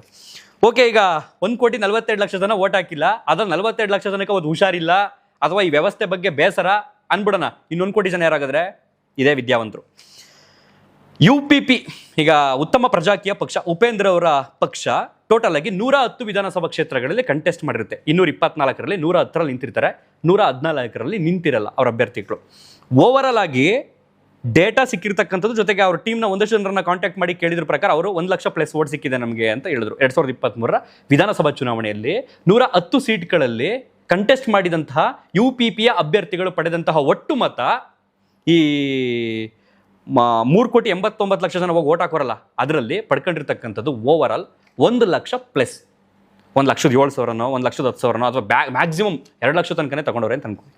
ಇದು ಪಡೆದಿರ್ತಕ್ಕಂಥ ವೋಟಿಂಗ್. ಸೊ ಅದನ್ನು ನಾವು ಟೋಟಲ್ ವೋಟಿಂಗಲ್ಲಿ ಪರ್ಸೆಂಟೇಜ್ ಎಷ್ಟು ಅಂತ ನಾವು ಅದನ್ನು ಡಿವೈಡೆಡ್ ಮಾಡ್ಕೊಂಡು ಬಂತು ಅಂತಂದರೆ 0.25% ವೋಟ್ ಅಷ್ಟೇ ಪಡ್ಕೊಂಡಿರೋದು UPPಯ ಅಭ್ಯರ್ಥಿಗಳು. ಅದನ್ನೊಂಚೂರು ಡಿವೈಡೆಡ್ ಮಾಡ್ಕೊಂಡು ನೋಡ್ದು ಅಂತಂದರೆ 450ರಿಂದ 500, 550ರಿಂದ 600 ವೋಟ್ಗಳನ್ನ ಒಂದೊಂದು ವಿಧಾನಸಭಾ ಕ್ಷೇತ್ರದಲ್ಲಿ ಪಡ್ಕೊಂಡು ಬಂದಿರ್ತಾರೆ. ಒಂದು ಮ್ಯಾಕ್ಸಿಮಮ್ 1,000 ತನಕ ಒಬ್ಬೊಬ್ರು ರೀಚ್ ಆಗಿರ್ತಾರೆ. ಬೆಂಗಳೂರಲ್ಲಿ ಒಬ್ಬರು ಮನು ಅನ್ನೋಂಥವ್ರು ಅಥವಾ ಮೋಹನ್ ಅನ್ನೋಂಥವ್ರು ಒಂದು 4,000+, ಇನ್ನೊಬ್ಬರು 2,000+. ಸೊ ಈ ಥರ ವೋಟ್ಗಳನ್ನ ಪಡ್ಕೊಂಡಂಥ ಅಭ್ಯರ್ಥಿಗಳು ಬೆಂಗಳೂರು ಭಾಗದಲ್ಲಿ. ಇನ್ನು ಉಳಿದಂತಹ ಗ್ರಾಮೀಣ ಭಾಗದಲ್ಲಿ UPP ಅಭ್ಯರ್ಥಿಗಳು ಪಡ್ಕೊಂಡಂಥ ವೋಟು 1,000 ಒಳಗಡೆನೆ ಆಸುಪಾಸು. ಯಾಕೆ ಅಷ್ಟಾಯಿತು ಹಾಗಾದರೆ? ನನ್ನ ಪ್ರಶ್ನೆಗಳು ಉಪೇಂದ್ರ ಅವರಿಗೆ ನೇರವಾಗಿ ಕೇಳಿದ್ದು, ಯಾಕೆ ಇಷ್ಟು ಕಮ್ಮಿ ಬರ್ತಿದೆ? ಬರೀ ಕೇವಲ 500ರಿಂದ 600 ಜನ ವಿದ್ಯಾವಂತರಿರೋದು ಒಂದು ತಾಲೂಕಲ್ಲಿ. ಈ ವಿಚಾರ ಮುಟ್ಟಿರೋದು ಕೇವಲ 500 ಜನಕ್ಕೇನಾಗಾದ್ರೆ? ಹಾಗಾದ್ರೆ ವಿಚಾರ ಮುಟ್ಟಿಲ್ಲ 500 ಜನಕ್ಕೂ. 500 ಜನ ಬಿಟ್ಟು ಇನ್ನು ವಿಚಾರ ಮುಟ್ಟಿಲ್ಲ. ನನ್ನ ಪ್ರಶ್ನೆ ಇದೇ ಇದ್ದಿದ್ದು. ಸೊ ಯಾಕೆ ಗ್ರೌಂಡ್ ಲೆವೆಲ್ಗೆ ಇಳಿದು ವರ್ಕ್ ಮಾಡಬೇಕು ಅಂತ ನಾನು ಬಯಸಿದ್ದು, ನಾನು ಕೇಳಿದ್ದು ಅಂತಂದರೆ, ಈ 500 ಜನ ಜೊತೆಗೆ ಇನ್ನೊಂದು 500 ಜನಕ್ಕೆ ಹೋದರೆ ವರ್ಡ್ ಆಫ್ ಮೌತ್ ಆಗ್ಬೋದು ಅಂತ. ನಂದು ಎಕ್ಸಾಂಪಲ್ ಕೊಟ್ಟೆ UP ಸರ್ ಹತ್ರ. ನಾನು ನನ್ನ ಕ್ಷೇತ್ರದಲ್ಲಿ ಕಂಟೆಸ್ಟ್ ಮಾಡಿದಂಥವ್ರು 10ರಿಂದ 15 ಜನ ಇದ್ದು, ಅದರಲ್ಲಿ ರಾಷ್ಟ್ರೀಯ ಪಕ್ಷಗಳು, ಪ್ರಾದೇಶಿಕ ಪಕ್ಷ ಅಂತ ಅನ್ಕೊಂಡ್ರೆ ಅದರಲ್ಲಿ 3 ಜನ ಟಾಪಲ್ಲಿದ್ದರು. ನಾನು 4th ಪ್ಲೇಸಲ್ಲಿ ಬಂದೆ. 8,497 ಮತಗಳನ್ನು ಪಡ್ಕೊಂಡು. ನಿಮ್ಮ ಅಭ್ಯರ್ಥಿ ಕೂಡ ಅಲ್ಲಿ ನಿಂತಿದ್ರು ಸರ್. ಒಂದು 484 ವೋಟ್ಗಳನ್ನ ಅವ್ರು ಪಡ್ಕೊಂಡ್ರು. ನಾನು ದುಡ್ಡು ಹಂಚಿಲ್ಲ, ಅವರು ಸಹ ದುಡ್ಡು ಹಂಚಿಲ್ಲ. Same concept. ನಾನು ಅಗ್ರಿಮೆಂಟ್ ಕೊಟ್ಟಿದ್ದೀನಿ, ಅವರು ಅಗ್ರಿಮೆಂಟ್ ಕೊಟ್ಟಿದ್ದಾರೆ. Same concept. ಬಟ್ ಯಾಕೆ ಕಡಿಮೆ ಬಂತು ಸರ್? ನೀವು ಆ ಅಭ್ಯರ್ಥಿಯ ಪರವಾಗಿ ಬಂದು ಕ್ಯಾನ್ವಸ್ ಮಾಡಿದರೆ ಅಥವಾ ನಿಮ್ಮ ವಿಚಾರಗಳನ್ನು ಹೇಳಿದಿದ್ರೆ ಬಹುಶಃ ಆ ಅಭ್ಯರ್ಥಿನೂ ಕೂಡ 8,000 ವೋಟ್ ತನಕ ಬರ್ತಿದ್ರೆ ಅನ್ನೋಂಥ ಒಂದು ಆಸೆಯಿಂದ, ಅಂಬಲದಿಂದ ನಾನು ಅದನ್ನು ಹೇಳ್ಕೊಂಡೆ ಹೊರತು ಅಲ್ಲಿ ಇಷ್ಟಿನ ಗಂಟೆ ಬೇಕಿತ್ತ, 3 ವರ್ಷ ಬೇಕಿತ್ತ ನನಗೆ ಬಿಲ್ಡಪ್ ಕೊಡ್ಕೊಂಡು ತಿರ್ಗಾಡೋದಕ್ಕೆ 8,500 ವೋಟ್ ಬಂದೈತೆ ನನಗೆ ಅಂದ್ಕೊಂಡು. UP ಸರ್ ಅದನ್ನು ಕನ್ಫ್ಯೂಷನ್ ಮಾಡ್ಕೊಂಡ್ರು. ನಾನು ಅವನಿಗಿಂತ ಗ್ರೇಟು ಅಂತ ನೀವು ಹೇಳ್ತಾ ಇದ್ದೀರಿ. ನಿಮಗಿಂತ ಗ್ರೇಟ್ ತೊಗೊಂಡು ಗೆದ್ದಿರ್ತಾರಲ್ಲ, ಓಟ್ ತೊಗೊಂಡಿರ್ತಾರಲ್ಲ, ಅವ್ರು ಹೆಂಗಿದ್ರು ಅಂತ ಕೇಳ್ತಾರೆ. ಅದನ್ನು UP ಸರ್ ಆನ್ಸರ್ ಮಾಡ್ಬೇಕು ನನಗೆ. ಅದನ್ನು ನಾನು ಬಾಯ್ಬಿಟ್ಟು ಹೇಳೋಕ್ಕಾಗಲ್ಲ. ಯಾಕೆಂದರೆ UP ಸರ್ಗೆ ಗೊತ್ತೋದು, ತುಂಬ ನಾಲೆಡ್ಜ್ ಇದೆ ಅವರಿಗೆ, ಬುದ್ಧಿವಂತರು. ಸೊ ಹಾಗಾಗಿ ಅವರೇ ಆನ್ಸರ್ ಮಾಡಬೇಕು ಅಂದ್ಬಿಟ್ಟು ನನ್ನಲ್ಲಿ ಮೌನವಾಗಿ ಕೂತಿದ್ದೆ ಅಷ್ಟೇ, ಇನ್ನೇನಿಲ್ಲ ಅಲ್ಲಿ. ಸೊ ನಂದನ್ನು ಎಕ್ಸಾಂಪಲ್ ಕೊಟ್ಟನಲ್ಲ ನಿಮಗೆ 8497 ಓಟು. ಸೊ ನನಗೆ ಎಷ್ಟು ಪರ್ಸೆಂಟ್ ಓಟ್ ಆಗುತ್ತದೋ ಶೇಕಡ 100ಕ್ಕೆ ಮತದಾನ ಆಗಿರುತ್ತಲ್ಲ, ಅದರಲ್ಲಿ ಎಷ್ಟು ಪರ್ಸೆಂಟ್ ಓಟ್ ನನಗೆ ಬಿದ್ದೈತೆ ಅಂತಂದರೆ ನಿಮಗೆ 4.48% ವೋಟಿಂಗ್ ಬಂದಿರತಕ್ಕಂಥದ್ದು. ಆ 4.48% ಜನ 100ಕ್ಕೆ ನಾನು ಬೇಕು ಅಂತ ವೋಟ್ ಹಾಕಿರ್ತಕ್ಕಂಥವ್ರು. ನಾನು ಇವ್ರು ಕೊಟ್ಟಿದ್ದು 0.25. ನೀವು ಲಕ್ಷ ಓಟ್ಗೆ ನಾವು ತೃಪ್ತಿ ಆಗ್ತೀವಿ ಅಂತಂದರೆ ಐ ಡೋಂಟ್ ಕೇರ್, ನನಗೆ ಅದರ ಅವಶ್ಯಕತೆ ಇಲ್ಲ. ತೃಪ್ತಿಯಾಗಿ ನೀವು, ನಾನು ಬಯಸಿದ್ದೇನು ಅಂತಂದರೆ ಇದೇ 4.48% ವೋಟ್ ಈ 110 ಅಭ್ಯರ್ಥಿಗಳಿಗೆ ಏನಾದರೂ ಬಿದ್ದಿದ್ದಿದ್ರೆ ಮೋರ್ ದೆನ್ 17 ಲಕ್ಷ ವೋಟ್ ಆಗಿರ್ತಿತ್ತು. ನಾನು ಇದನ್ನು ಬಯಸಿದೆ, 17 ಲಕ್ಷ ವೋಟ್ ಆಗ್ತಿತ್ತು ಅವ್ರಿಗೆ. 17 ಲಕ್ಷ ಜನ ಪ್ರಜಾಕೀಯಕ್ಕೆ ವೋಟ್ ಹಾಕಿದ್ದಾರೆ ಅಂತಂದರೆ, ಒಂದು ಪಕ್ಷನ ಆಯ್ಕೆ ಮಾಡಿದ್ದಾರೆ ಅಂತಂದರೆ ಅದು ಗ್ರೇಟ್. ಅದು ನಾನು ಅದನ್ನು ಬಯಸ್ತಾ ಇದ್ದೀನಿ, ಅದನ್ನಷ್ಟೇ ಬಯಸ್ತಾ ಇರೋದು ನಾನು. ಇನ್ನೇನು ನಾನು ಪ್ರಜಾಕೀಯದೇನೋ ಆಂಟಿ ಪ್ರಜಾಕೀಯನ, ನಾನೇನು ಪ್ರಜಾಕೀಯದ ವಿರೋಧಿನ ನಾನು? No, never. ಅದೇ ಕಾನ್ಸೆಪ್ಟೇ ನನ್ನದು ಕೂಡ, ಸೇಮ್ ಉದ್ದೇಶನೇ, ಆದರೆ ದಾರಿ ಬೇರೆ ಇದೆ. ಸೇಮ್ ನದಿಲಿ ಹೋಗ್ತಾ ಇರೋದು 2 ದೋಣಿ ಅಷ್ಟೇ. ಅದನ್ನು ನಾನು ಸ್ವಲ್ಪ ಇನ್ಡೆಪ್ತಾಗಿ ಕೇಳಿದೆ ಅಷ್ಟೇ. ಅದನ್ನು ಸ್ವಲ್ಪ ಟ್ರಿಗರ್ ಆದರೂ ಅದಕ್ಕೆ ನೀವು ಅವರಿಗಿಂತ ಗ್ರೇಟ್ ಅಂತ ಹೇಳ್ಕೊಳ್ತಾ ಇದ್ದೀರಾ, ನಿಮಗಿಂತ ಗ್ರೇಟ್ ಇಲ್ವಾ ಅಂತ ಹೇಳಿದ್ರು. ಬಟ್ ಅದು ಹೆಂಗ್ ಗ್ರೇಟ್ ಅನ್ನೋದನ್ನು ಅವ್ರು ಸ್ವಲ್ಪ ಎಕ್ಸ್ಪ್ಲನೇಷನ್ ಕೊಡಬೇಕಾಗಿತ್ತು ನನಗೆ ಅಷ್ಟೇ. ಸೊ ಮನ್ಸು ಬಿಟ್ಟು ನಾನು ಮಾತಾಡಿದೆ, ಸ್ವಲ್ಪ ಅದಕ್ಕೆ ಕೋಪ ಅಂತ ಅನ್ಸುತ್ತೆ. ಒಬ್ಬ ಪ್ರಜೆಯಾಗಿ ಮಾತಾಡಿದೆ ನಾನು, ಸ್ವಲ್ಪ ಅದಕ್ಕೆ ನಿಮಗೆ ಕೋಪ ಅನ್ಸುತ್ತೆ. ಸೊ ಈಗ ನೆಕ್ಸ್ಟ್ ಈ ಪಾಯಿಂಟ್ ಬಂದ್ಬಿಡ್ತೀನಿ. ಈಗ ಚುನಾವಣೆ ಗೆಲ್ಲಬೇಕು ಅಂತಂದರೆ ಪ್ರಜಾಕೀಯದ ಉದ್ದೇಶ ಏನು? ನಾವು ದುಡ್ಡು ಹಂಚಲ್ಲ, ನಾವು ಅತಿಯಾಗಿ ಪ್ರಚಾರನೂ ಮಾಡಲ್ಲ. ಯಾಕೆಂದರೆ ಅತಿಯಾಗಿ ಪ್ರಚಾರ ಮಾಡಬೇಕು ಅಂತಂದರೆ ಅದಕ್ಕೂ ಕೂಡ ದುಡ್ಡು ಖರ್ಚಾಗುತ್ತೆ. ಸೊ ಹಾಗಾಗಿ ನಾವು ಮಾಡಲ್ಲ. ನಾವು ನಮ್ಮ ಉದ್ದೇಶಗಳನ್ನು, ವಿಚಾರಗಳನ್ನು ಆ್ಯಪ್ ಮೂಲಕ ತಿಳಿಸಿದ್ದೀವಿ. ಆ್ಯಪ್ ಡೌನ್ಲೋಡ್ ಸಂಖ್ಯೆ ಎಷ್ಟು ಈ ಕ್ಷಣದವರೆಗೆ 1,00,000+ ಇದೆ. ನಾನು ಆ್ಯಪ್ ಡೌನ್ಲೋಡ್ ಮಾಡಿದಾಗ ಎಷ್ಟಿತ್ತು ಗೊತ್ತಾ? 24,000 ಇತ್ತು. 24K+ ಇತ್ತು ಗೂಗಲ್ ಆ್ಯಪ್ ಸ್ಟೋರಲ್ಲಿ. ಕೆಲವರು ಹೇಳ್ತಾರಲ್ಲ ಪ್ರಜಾಕೀಯದ ವಿಚಾರನ ನೀವು ತಿಳ್ಕೊಂಡಿಲ್ಲ ಅಂತ. 24,000 ಡೌನ್ಲೋಡ್ ಇದ್ದಾಗಲೇ ನಾನು ಅದನ್ನು ಡೌನ್ಲೋಡ್ ಮಾಡಿಕೊಂಡು ತಿಳ್ಕೊಂಡು ಇವ್ರು ಇಂಟರ್ವ್ಯೂ ಬೇಕು ಅಂತ ಓದೋ ನಾನು. ಕೆಲವರಿಗೆ ಅದು ಅರ್ಥನೇ ಆಗಿಲ್ಲ ಇನ್ನೂ. ಸೊ ಏನೇನು ಬೇಕು ಅಂದರೆ ಒಂದು ವೋಟ್, ಇವ್ರ ಉದ್ದೇಶದಲ್ಲಿ ಜನರೇ ನಿಂತ್ಕೋಬೇಕು, ಜನರೇ ಸ್ಪರ್ಧೆ ಮಾಡಬೇಕು, ಜನರೇ ಆಯ್ಕೆ ಮಾಡಬೇಕು. ಒಬ್ಬನ ಕಾರ್ಮಿಕನಾಗಿ, ಒಬ್ಬ ಸೇವಕನಾಗಿ ಅವನಿಗೆ ಸಂಬಳ ಕೊಡಬೇಕು. ಆಯ್ಕೆ ಮಾಡಿದ ನಂತರ ಅವ್ನು ಕೆಲಸ ಮಾಡಬೇಕು. ಕೆಲಸ ಮಾಡಲಿಲ್ಲ ಅಂತಂದರೆ ಅವನ ತೆಗೆದು ಬಿಸಾಕಬೇಕು. ಅವನು ಒಂದಿಷ್ಟು ದಿನಕ್ಕೊಂದ್ಸಲ ಅವ್ನು ಭೇಟಿ ಮಾಡಬೇಕು. ಅವ್ನ ಕೆಲಸ ಕಾರ್ಯಗಳನ್ನ ಏನೇನು ಮಾಡಿದ್ದೀನಿ ಅಂತ ಅದನ್ನು ತೋರಿಸ್ಬೇಕು. ಜೊತೆಗೆ ಪಾರದರ್ಶಕವಾಗಿ 1 ರೂಪಾಯಿನ ಲೆಕ್ಕ ಕೊಡಬೇಕು ಅಂತ ಸರ್ ಉದ್ದೇಶ ಇದೆ, ಪ್ರಜಾಕೀಯದ ಉದ್ದೇಶ ಇದೆ. Seriously I appreciate. ನಂಗೆ ತುಂಬ ಖುಷಿ. ಬಟ್ ನಾನು ಈಗಲೂ ಕೇಳ್ತಾ ಇದ್ದೀನಿ ನಿಮ್ಮನ್ನು, ಇದಾಗುತ್ತಾ? ಯಾಕೆ ಅಂತಂದರೆ ನೀವು 4 ಜನಕ್ಕೆ ಇವತ್ತು ಹೋಗಿ ಉದ್ದೇಶವನ್ನು ಉಪದೇಶದ ಮೂಲಕ ತಲೆಗೆ ತುಂಬಿದ್ರೆ, ನಮ್ಮೂರಿನ JCB ಕಾರ್ಯಕರ್ತರು 8 ಜನರನ್ನು ತಲೆ ಕೆಡಿಸಿರ್ತಾರೆ ಸಂಜೆ ಒಳಗಡೆ. ನೀವು ಮೊಬೈಲಲ್ಲಿ ರೀಚ್ ಆಗಿರ್ತೀರಿ, ಅವ್ರ ಮನೆ ಬಾಗಿಲಿಗೆ ಹೋಗಿ ರೀಚ್ ಆಗಿರ್ತೀರಿ. ಜನ ನಿಮ್ಮ ಉದ್ದೇಶಗಳನ್ನ ಕೇಳಿ ಸೂಪರ್ ಅಂತ ಅನ್ಬೋದು. ಬಟ್ ಅವ್ರ ಉದ್ದೇಶನ ಕೇಳಿದ ತಕ್ಷಣ ಪಕ್ಕದಲ್ಲಿರೋದು ಇವನು, ನಾಳೆ ಕಷ್ಟ ಸುಖಕ್ಕೆ ಇವನು ಬರ್ತಾನೆ, ಅವ್ರು ಬರ್ತಾರ ಅಂತ ಥಿಂಕ್ ಮಾಡ್ತಾರೆ. ಇದು ಗ್ರೌಂಡ್ ಲೆವೆಲ್ ಒಪಿನಿಯನ್. ದಯವಿಟ್ಟು ಇದನ್ನ ಕೆಲವರು ಪ್ರಾಪರಾಗಿ ಅರ್ಥ ಮಾಡ್ಕೊಳ್ಳಿ. ನಾನು ವಿದ್ಯಾವಂತ, ನೀವು ವಿದ್ಯಾವಂತರು. ಸಿನಿಮಾದಲ್ಲಿ ಆಗದೆ ಇರೋವಂಥದ್ದನ್ನು ಕೂಡ ಸಾಧ್ಯ ಮಾಡ್ಬೋದು. ಬಟ್ ರಿಯಾಲಿಟಿಲಿ ಐತಲ್ಲ, ತುಂಬ ಕಷ್ಟ ಐತೆ. ಬಟ್ ಆ ಕಷ್ಟವನ್ನು ಒಡೆದಾಕುವಂಥ ಸಾಮರ್ಥ್ಯ ಯಾವುದ್ರಲ್ಲಿ ಐತೆ ಅಂತಂದರೆ, ಒಂದೊಂದಾಗಿ ಹೇಳ್ತಾ ಹೋಗ್ತೀನಿ ಕೇಳ್ಕೊಳ್ಳಿ. ಬಲವಾದ ಪಕ್ಷ ಸಂಘಟನೆ ಮಾಡಬೇಕು. ಪಕ್ಷ ಸಂಘಟನೆಯನ್ನು ಬಲವಾಗಿ ಮಾಡಬೇಕು. ಸೆಕೆಂಡ್ ಬಂದು ಬೂತ್ ಮಟ್ಟದಲ್ಲಿ ಕಾರ್ಯಕರ್ತರನ್ನ ವಿಶ್ವಾಸಕ್ಕೆ ತಗೋಬೇಕು. 3ನೇದು ಬಂದು ಸರಿಯಾದ ಅಭ್ಯರ್ಥಿನ ಆಯ್ಕೆ ಮಾಡಬೇಕು. ಪ್ರಜಾಕೀಯದಲ್ಲಿ ಯಾವ ರೀತಿ ಇದೆ? ಈಗ ಅಭ್ಯರ್ಥಿನ ಜನರ ಆಯ್ಕೆ ಮಾಡ್ತಾರೆ, ಜನರ ನಿರ್ಧಾರ ಮಾಡ್ತಾರೆ. ಕಂಟೆಸ್ಟ್ ಮಾಡೋದಕ್ಕೆ ಒಬ್ಬನೇ ತಾನೆ, ಯಾವುದೇ ಪಕ್ಷ ಆದ್ರೂ ಒಬ್ಬಂಗೆ ಸೀಟ್ ಸಿಗೋದು. ಅದು MLA ಆಗ್ಬೋದು, MP ಆಗ್ಬೋದು, ಗ್ರಾಮ ಪಂಚಾಯತಿ ಆಗ್ಬೋದು. ಒಂದು ಕ್ಷೇತ್ರದ 10 ಜನ ನಿಂತ್ಕೋಬೋದು, ಒಂದೇ ಪಕ್ಷದಿಂದ ಇಲ್ಲ, ಒಬ್ಬನೇ ನಿಂತ್ಕೋಬೋದು. ನಮ್ಮ ಊರಲ್ಲಿ 2 ಲಕ್ಷ ಓಟಿದೆ ನನ್ನ ತಾಲೂಕಲ್ಲಿ. ಒಬ್ಬನೇ ನಿಂತ್ಕೋಬೇಕು ಕ್ಯಾಂಡಿಡೇಟ್. ಈಗ ನನಗೆ ಆಸೆ ಆಗುತ್ತೆ, ಇನ್ನೊಬ್ಬಂಗೂ ಆಸೆ ಆಗುತ್ತೆ, ಇನ್ನೊಬ್ಬಂಗೂ ಆಸೆ ಆಗೈತೆ, ನಾನು ಇದ್ರಲ್ಲಿ ನಿಂತ್ಕೋಬೇಕು, ನಾನು ಮಾಡಬೇಕು ಕೆಲಸ ಕಾರ್ಯಗಳಂತ. ಒಬ್ಬನ ಹೆಂಗೆ ಆಯ್ಕೆ ಮಾಡ್ತೀರಿ ಇವ್ರು 3 ಜನದಲ್ಲಿ? ಇನ್ನಿಬ್ರು ಬಂಡ ಹೇಳ್ತಾರಲ್ಲ, ಅವ್ರನ್ನ ಹೆಂಗೆ ಸಮಾನ ಮಾಡ್ತೀರಾ? ಅದನ್ನ ಹೆಂಗೆ ಸಮಾಧಾನ ಮಾಡ್ತೀರಾ? ಇವನೊಂದು 100 ಜನ ಕಟ್ಕೊಂಡು ಆ ಕಡೆಗೆ ಹೋಗ್ತಾನೆ, ಇವನೊಂದು 100 ಜನ ಕಟ್ಕೊಂಡು ಈ ಕಡೆಗೆ ಹೋಗ್ತಾನೆ. ಅದನ್ನ ಹೆಂಗೆ ಮಾಡ್ತೀರಾ? ಸೊ ಮೇನ್ಲಿ ಅದಕ್ಕೆ ಬೇಕಾಗಿರ್ತಕ್ಕಂಥದ್ದು ಬೂತ್ ಮಟ್ಟದ ರಾಜಕೀಯ ಅಂತ ಹೇಳುವಂಥದ್ದು ಅದಕ್ಕೇನೆ. ವಿಶ್ವಾಸಕ್ಕೆ ತಗೋಬೇಕು ಅಂತ ಹೇಳೋದು ಅದಕ್ಕೇನೆ. ನಾವು ಜಸ್ಟ್ ಮೊಬೈಲಲ್ಲಿ ಕೂತ್ಕೊಂಡು ನಮ್ಮ ವಿಚಾರಗಳನ್ನ ಸ್ಪ್ರೆಡ್ ಮಾಡಿದ ತಕ್ಷಣನೇ ಅದು ವರ್ಕೌಟ್ ಆಗಲ್ಲ. ವೋಟಿಂಗ್ ಮಿಷಿನ್ ಹತ್ರ ಹೋಗ್ಬೇಕಾದ್ರೆ ಕೈ ಬದಲಾಗಿ ಹೋಗ್ತವೆ. ಯಾರಿಗೆ ಹಾಕ್ಬೇಕು ಅಂದ್ಕೊಂಡಿರ್ತೀವಲ್ಲ, ಬದಲಿಗೆ ಇನ್ಯಾರಿಗೂ ಹೋಗಿ ಹಾಕ್ಬಿಡ್ತಾರೆ. ಸೊ ಇದು ರಿಯಾಲಿಟಿ. ದಯವಿಟ್ಟು ಇದನ್ನು ಕೆಲವರು ಅರ್ಥ ಮಾಡ್ಕೊಳ್ಳಿ ಪ್ರಾಪರ್ ಆಗಿ. ಇದಕ್ಕೆ ಸ್ವಲ್ಪ ಉತ್ತರಗಳು ಕೊಡಿ ನನಗೆ. ಗ್ರಾಮೀಣ ಪ್ರದೇಶದ ಬೆಂಬಲ ತುಂಬ ಮುಖ್ಯವಾಗಿರುತ್ತೆ. ಚುನಾವಣಾ ಹಣಕಾಸು ಮತ್ತು ಪ್ರಚಾರ ನಿರ್ವಹಣೆ ತುಂಬ ಅಗತ್ಯ ಇರುತ್ತೆ. ಇದಂತೂ ನೆನಪಿರಲಿ, ಅದನ್ನು ಮಾತಾಡ್ತಾ ಹೋಗ್ತೀನಿ. ಜನರ ಜೊತೆ ವಿಶ್ವಾಸ, ಜೊತೆಗೆ ಗ್ರೌಂಡ್ ಲೆವೆಲ್ ವರ್ಕು, ನಿರಂತರ ಸಾರ್ವಜನಿಕ ಸೇವೆ, ತಳಮಟ್ಟದ ಬೆಂಬಲ, ಇದಿಷ್ಟು ಪ್ರಾಪರಾಗಿ ಮಾಡ್ಕೊಂಡು ಬಂದು ಅಂತಂದರೆ ಹಣ ಹಂಚದೇ ಇದ್ರೂ ಚುನಾವಣೆಯಲ್ಲಿ ನಾವು ಗೆಲ್ಬೋದು. ಬಟ್ ಇದಕ್ಕೆ ಸಮಯ ತೆಗೆದುಕೊಳ್ಳುತ್ತೆ. ಆದರೆ ನಾವು ಇದನ್ನೇ ಮಾಡದೆ ನನ್ನ ವಿಚಾರಗಳನ್ನೆಲ್ಲ ಸ್ಪ್ರೆಡ್ ಮಾಡ್ತೀನಿ, ನೀವೇ ಅರ್ಥ ಮಾಡಿಕೊಂಡು ನೀವೇ ತಿಳ್ಕೊಬೇಕು, ನೀವೇ ಮಾಡಬೇಕು ಅಂತಂದರೆ ತುಂಬ ಕಷ್ಟ ಆಗುತ್ತೆ ಅನ್ನೋಂಥದ್ದು ನನ್ನ ಅನಿಸಿಕೆ ಅಷ್ಟೇ. ಪ್ರಜಾಕೀಯ ಅರ್ಥ ಆಗಿಲ್ವಾ ಅಂತ ನನ್ನನ್ನು ಪ್ರಶ್ನೆ ಕೇಳ್ತಿರಲ್ಲ ಕೆಲವರು, ಅವ್ರಿಗೆ ನನಗೆ ಡೈರೆಕ್ಟ್ ಕ್ವಶನ್ ಕೇಳ್ತಿರೋದು. ಈಗ ಇವು ಹೇಳ್ತಾ ಇರೋದೇನೋ, ನಾವು ದುಡ್ಡು ಹಂಚಲ್ಲ, ನಾವು ದುಡ್ಡು ಖರ್ಚು ಮಾಡಲ್ಲ. ದುಡ್ಡು ಹಂಚಲ್ಲ ಅನ್ನೋಂಥದ್ದು ನನ್ನ ಕಾನ್ಸೆಪ್ಟ್ ಕೂಡ. ಬಟ್ ನಾವು ದುಡ್ಡು ಖರ್ಚು ಮಾಡಬೇಕಾಗುತ್ತೆ. ಯಾವುದು ಖರ್ಚು ಮಾಡಬೇಕಾಗುತ್ತೆ? ನಾನು ಇವತ್ತು ಯಾರ್ದೋ ಮನೆ ಬಾಗಿಲಿಗೆ ಹೋಗಿ ನನ್ನ ವಿಚಾರನ ಹಂಚ್ತೀನಿ ಅಂತಂದರೆ, ನಾನು ಇವತ್ತು ನನ್ನ ಜೊತೆ ಇನ್ನೊಂದು ಇಬ್ಬರು ಕರ್ಕೊಂಡು ಹೋಗ್ತೀನಿ ಅಂತಂದರೆ ಅವ್ನು ಊಟ ತಿಂಡಿ ಯಾರು ಕೊಡಿಸ್ಬೇಕಾಗುತ್ತೆ, ನನ್ನ ಗಾಡಿ ಡೀಸೆಲ್ ಆದರೂ ಹಾಕ್ಸ್ಕೊಂಡು ಹೋಗ್ಬೇಕಾಗುತ್ತೆ. ಇದು ಮಿನಿಮಮ್ ಖರ್ಚು ಅಂತ, ಸರಳ ವ್ಯಯ. ಬಟ್ ಇವ್ರು ಹೇಳ್ತಿರೋದು ನಾವು ಅದನ್ನು ಕೂಡ ಮಾಡಲ್ಲ, ಅದನ್ನು ವಾಪಸ್ ಎತ್ತಬೇಕು ಅಂತ ನಾವು ಕಳ್ತನ ಮಾಡ್ತೀವಿ, ನಾವು ಭ್ರಷ್ಟರಾಗ್ತೀವಿ ಅಂತ ಹೇಳ್ತಿರ್ತಕ್ಕಂಥದ್ದು. ಬಟ್ ಡೆಪಾಸಿಟ್ ಅಮೌಂಟ್ ಯಾಕೆ ಕಟ್ತೀರಿ? ಎಲೆಕ್ಷನ್ ನಿಲ್ಲೋ ಟೈಮಲ್ಲಿ 15,000 ರೂಪಾಯಿ ಡೆಪಾಸಿಟ್ ಅಮೌಂಟ್ ಕಟ್ಟಬೇಕು. ಜನರಲ್ ಕ್ಯಾಟಗರಿ ಇದ್ರೆ MLAಗೆ, MP-R 25,000 ಕಟ್ಟಬೇಕು. SC/ST ಆಯಿತು ಅಂದ್ರೆ ಅದ್ರಲ್ಲಿ ಅರ್ಧ ಆಗುತ್ತೆ.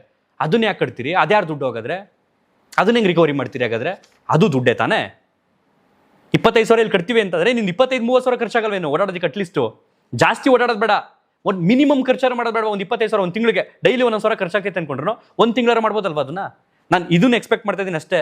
ನಿಮ್ಮ ಹತ್ರ ಕೋಟಿ ಹಂಚಿ ಅಂತ ನಾನು ಕೇಳ್ತಿಲ್ಲ, ಕೋಟಿ ಸ್ಪ್ರೆಡ್ ಮಾಡಿಬಿಟ್ಟು ವಿಜಯ್ ಥರ ಗೆದ್ದು ಮಾಡಿ ಅಂತ ಹೇಳ್ತಿಲ್ಲ, ಅಥವಾ ಆಶ್ವಾಸನೆಗಳನ್ನ ಕೊಟ್ಟು ಮಾಡಿ ಅಂತಲೂ ನಾನು ಕೇಳ್ತಿಲ್ಲ. ಬದಲಿಗೆ ಸಣ್ಣ ಪುಟ್ಟ ಖರ್ಚುಗಳನ್ನು ನಾವು ಮಾಡಬೇಕಾಗುತ್ತೆ. ಅದಿಲ್ಲ ಅಂತಂದ್ರೆ ಅದು ಆಗೋದೇ ಇಲ್ಲ. ಸೆಕೆಂಡ್ ಬಂದು ಪ್ರಚಾರ ಮೊಬೈಲಲ್ಲೇ ಮಾಡ್ತೀರಾ ಅನ್ನೋದಾದ್ರೆ, ನಾವೀಗ ಡೇಟಾ ನಂಬ್ಕೊಂಡಿದ್ದೀವಿ ಅನ್ನುವಂಥದ್ದು ಮೇನ್ ಅರ್ಥ ಆಗ್ತೈತೆ ನನಗಿಲ್ಲಿ. ಇಂಟರ್ನೆಟ್ಟು 5G ಅನ್ಲಿಮಿಟೆಡ್ ಆಗಿದೆ ನಮಗೆ. ಸೊ ಹಾಗಾಗಿ ನಾನು ಮೊಬೈಲಲ್ಲೇ ಕೂತ್ಕೊಂಡು ನಾನು ವಿಷಯಗಳನ್ನ ಆಗ್ತಾ ಇರ್ತೀನಿ, ಜನ ನೋಡ್ತಾರೆ ಅನ್ನೋದು ನಮ್ದೊಂದು ಕಾನ್ಸೆಪ್ಟ್. ಈಗ ನಾನು ಯೂಟ್ಯೂಬಲ್ಲಿ ಮಾಡ್ತಿರೋದು ಕೂಡ ಅದೇ ಕಾನ್ಸೆಪ್ಟಿಗೆ ಜನ ನೋಡ್ತಾರೆ ಅಂತ. ತಿಂಗ್ಳಿಗೊಂದು GB ಇಂಟರ್ನೆಟ್ ಇತ್ತಲ್ಲ, ಆ ಕಾಲ ಏನಾರು ಮತ್ತೆ ಬಂದ್ಬಿಟ್ರೆ, ಅಪ್ಪಿತಪ್ಪಿ ಇವಾಗ ಇದ್ದಿದ್ರೆ ನಾನು ಯೂಟ್ಯೂಬಲ್ಲಿ ಕೂತ್ಕೊಂಡು ಹತ್ರ ವಿಡಿಯೋ ಮಾಡೋಕ್ಕಾಗ್ತಿರಲಿಲ್ಲ. ಯಾಕೆಂದರೆ ದುಡ್ಡು ಅಷ್ಟೇ ಖರ್ಚಾಗ್ತಿತ್ತು. ಉಪೇಂದ್ರ ಅವರು ಕೂಡ ಕೂತ್ಕೊಂಡೋದನ್ನ ಅದೇ ರೀತಿ ಮಾಡೋಕ್ಕಾಗ್ತಿರಲಿಲ್ಲ. ಸೊ ಹಾಗಾದ್ರೆ ನಾವು ಇಂಟರ್ನೆಟ್ನ ಅವಲಂಬಿತರಾಗಿದ್ದೀವಿ. ಇಫ್ ಇನ್ ಕೇಸ್ ಇಂಟರ್ನೆಟ್ನ ಕಪಿಮುಷ್ಟಿ ಐತಲ್ಲ, ಅವ್ರು ಹೆಂಗ್ ಬೇಕಾದ್ರೂ ನಮ್ಮನ್ನು ಕಂಟ್ರೋಲ್ ಮಾಡ್ಬೋದು. ಹೋಗಿದ್ರೆ ನಂಬರ್ 3ನೇ ಪಾಯಿಂಟು, ಒಂಥರ ಹಾಸ್ಯಾಸ್ಪದವಾಗಿ ಕೇಳ್ತೀನಿ ನಿಮ್ಮನ್ನ. ಯಾವುದೋ ಒಂದು ಬಸ್ಸಲ್ಲಿ ನಾನು, ನೀವು, ಉಪ್ಪಿಸರು ಎಲ್ಲ ಹೋಗ್ತಾ ಇರ್ತೀವಿ. ಬಸ್ ಡ್ರೈವರು ತುಂಬ ಹೊಸಬ. ಬಸ್ ಡ್ರೈವರ್ ಹೇಳ್ತಾನೆ, ನಾನು ಹೊಸಬ, ನಿಮ್ಮ ಜೀವಕ್ಕೆ ನಾನು ಗ್ಯಾರಂಟಿ ಕೊಡೋಕ್ಕಿಲ್ಲ, ಬಟ್ ನಾನು ಡ್ರೈವಿಂಗ್ ಮಾಡ್ಕೊಂಡು ಹೋಗ್ತೀನಿ, ಇಲ್ಲ ಆಗಲಿಲ್ಲ ಅಂದರೆ ನೀವೇ ಯಾರಾದರೂ ಬಂದು ಡ್ರೈವಿಂಗ್ ಮಾಡ್ಕೊಂಡು ಹೋಗಿ ಅಂತ ಹೇಳ್ತಾನೆ. ಆ ಬಸ್ಸಲ್ಲಿ ನಾವು ಪ್ರಯಾಣ ಮಾಡ್ತೀವ ಅಥವಾ ಇಳಿದು ಬರ್ತೀವ? ಪ್ರಾಪರಾಗಿ ಆನ್ಸರ್ ಮಾಡ್ರಪ್ಪ. ಯಾಕೆಂದರೆ ಪ್ರಜಾಕೀಯದಲ್ಲಿ ಪ್ರಜೆಗಳನ್ನು ನೀವೇ ಆಯ್ಕೆ ಮಾಡಬೇಕು, ನೀವೇ ಅಭ್ಯರ್ಥಿಗಳನ್ನ ಹುಡುಕಬೇಕು, ನೀವೇ ಆಯ್ಕೆ ಮಾಡಿ ನೀವೇ ಗೆಲ್ಲಿಸ್ಬೇಕು, ನಿಮ್ಮ ಲೆಕ್ಕಾಚಾರ ನೀವೇ ತಗೋಬೇಕು ಅಂತೈತಲ್ಲ. ಸೇಮ್ ಬಸ್ದೇ ಎಕ್ಸಾಂಪಲ್ ಕೊಡ್ತೀನಿ. ಹೋಗ್ತೀವ ಆ ಬಸ್ಸಲ್ಲಿ ನಾವು, ಜನ ಅನುಭವವನ್ನು ಕೇಳ್ತಾರೆ. ಇಲ್ಲಿ ಬಂದು ನೀನು ಗ್ರಾಮ ಪಂಚಾಯತಿಯಲ್ಲಿ ಗೆದ್ದಿದ್ದಪ್ಪ, ತಾಲೂಕ್ ಪಂಚಾಯತಿಯಲ್ಲಿ ಗೆದ್ದಿದ್ದಪ್ಪ, ಜಿಲ್ಲಾ ಪಂಚಾಯತಿಯಲ್ಲಿ ಗೆದ್ದಿದ್ದಪ್ಪ, ಯಾವುದಲ್ಲಿ ಗೆದ್ದಿದ್ದೆ, ಏನೇನು ಮಾಡಿದ್ದೆ, ಆಲ್ ಇಂಡಿಯಾ ಎಲೆಕ್ಷನಲ್ಲಿ ಗೆದ್ದಿದ್ದ, ತಾಳು ತುದಿ ಎಲ್ಲ ತಗೊಂಬತ್ತಾರೆ ಜನ. ಡೈರೆಕ್ಟಾಗಿ ಆಯ್ಕೆ ಮಾಡುವಂಥ ತಕ್ಷಣ ಯಾರನ್ನ ಅಂತ ಆಯ್ಕೆ ಮಾಡಿ ಅಂತ ಕೇಳ್ತಾರೆ ಜನ, ಪ್ರಶ್ನೆ ಮಾಡ್ತಾರೆ. ಇದು ಬೇಸಿಕ್ ಕ್ವಶನ್ನು. ತಳಮಟ್ಟದ ಗ್ರೌಂಡ್ ಲೆವೆಲ್ ಇಳಿದವ್ರಿಗೆ ಇದು ಅರ್ಥ ಆಗುತ್ತೆ ರಿಯಾಲಿಟಿ. ಇದೊಂದು ಈ ಕ್ವಶನ್, ಯಾರನ್ನ ಆಯ್ಕೆ ಮಾಡಬೇಕು, ಹೆಂಗೆ ಆಯ್ಕೆ ಮಾಡಬೇಕು ಅನ್ನೋಂಥದ್ದು. ಬಟ್ ನಿಮ್ಮ ಕಾನ್ಸೆಪ್ಟ್ ಐತಲ್ಲ, ನಾನು ಹೇಳಿದ್ರೆ ಸಾಕ್ಷರತಾ ಪ್ರಮಾಣ, ಎಜುಕೇಟೆಡ್ ಲೆವೆಲ್ಲು, ಅದು 100% ಬರುತ್ತಲ್ಲ, ಅವತ್ತಾಗುತ್ತೆ. ಬಟ್ ಅದಾಗೋದಕ್ಕೆ ನಮ್ಮ ರಾಜಕಾರಣಿಗಳು ಬಿಡೋದಿಲ್ಲ. ಎಲ್ಲ ಶಾಲೆಗಳನ್ನು ಖಾಸಗೀಕರಣ ಮಾಡಿಕೊಂಡು, ಇಂಗ್ಲೀಷ್ ಮೀಡಿಯಂ ಸ್ಕೂಲ್ ಅಂತ ಅಂದ್ಕೊಂಡು ಲಕ್ಷ ಫೀಸ್ನ ವಸೂಲಿ ಮಾಡಿಕೊಂಡು ಕನ್ನಡ ಮೀಡಿಯಂ ಶಾಲೆಗಳನ್ನ ಮುಚ್ಚಾಕ್ಬಿಟ್ಟವ್ರೆ. ಸಾರಿ, ಹಳ್ಳಿ ಮಕ್ಕಳನ್ನ ಎಲ್ಲ ತಗೊಂಡು ಸೇರಿಸೋದು. ಇದು ನಾನು ಗ್ರೌಂಡ್ ಲೆವೆಲ್ ಹಿಡಿದ್ನಲ್ಲ, ಅವಾಗ ಅರ್ಥ ಆಗಿರ್ತಕ್ಕಂಥ ವಾಸ್ತವ ಸತ್ಯಗಳು. ಒಂಚೂರು ಲೆಂತ್ ಆಗ್ಬೋದು ವೀಡಿಯೋ, ಬಟ್ ಬೇಗ ಮುಗಿಸೋದಕ್ಕೆ ಟ್ರೈ ಮಾಡ್ತೀನಿ ನಾನು. ನೀವು 4 ಜನಕ್ಕೆ ಒಳ್ಳೆ ತಲುಪಿಸಿದ್ರೆ, ನಾನು ಆಲ್ರೆಡಿ ಹೇಳಿದೆ 8 ಜನನ ಪ್ರಾಪರಾಗಿ ತಲೆ ಕೆಡಿಸ್ಬಿಡ್ತಾರೆ.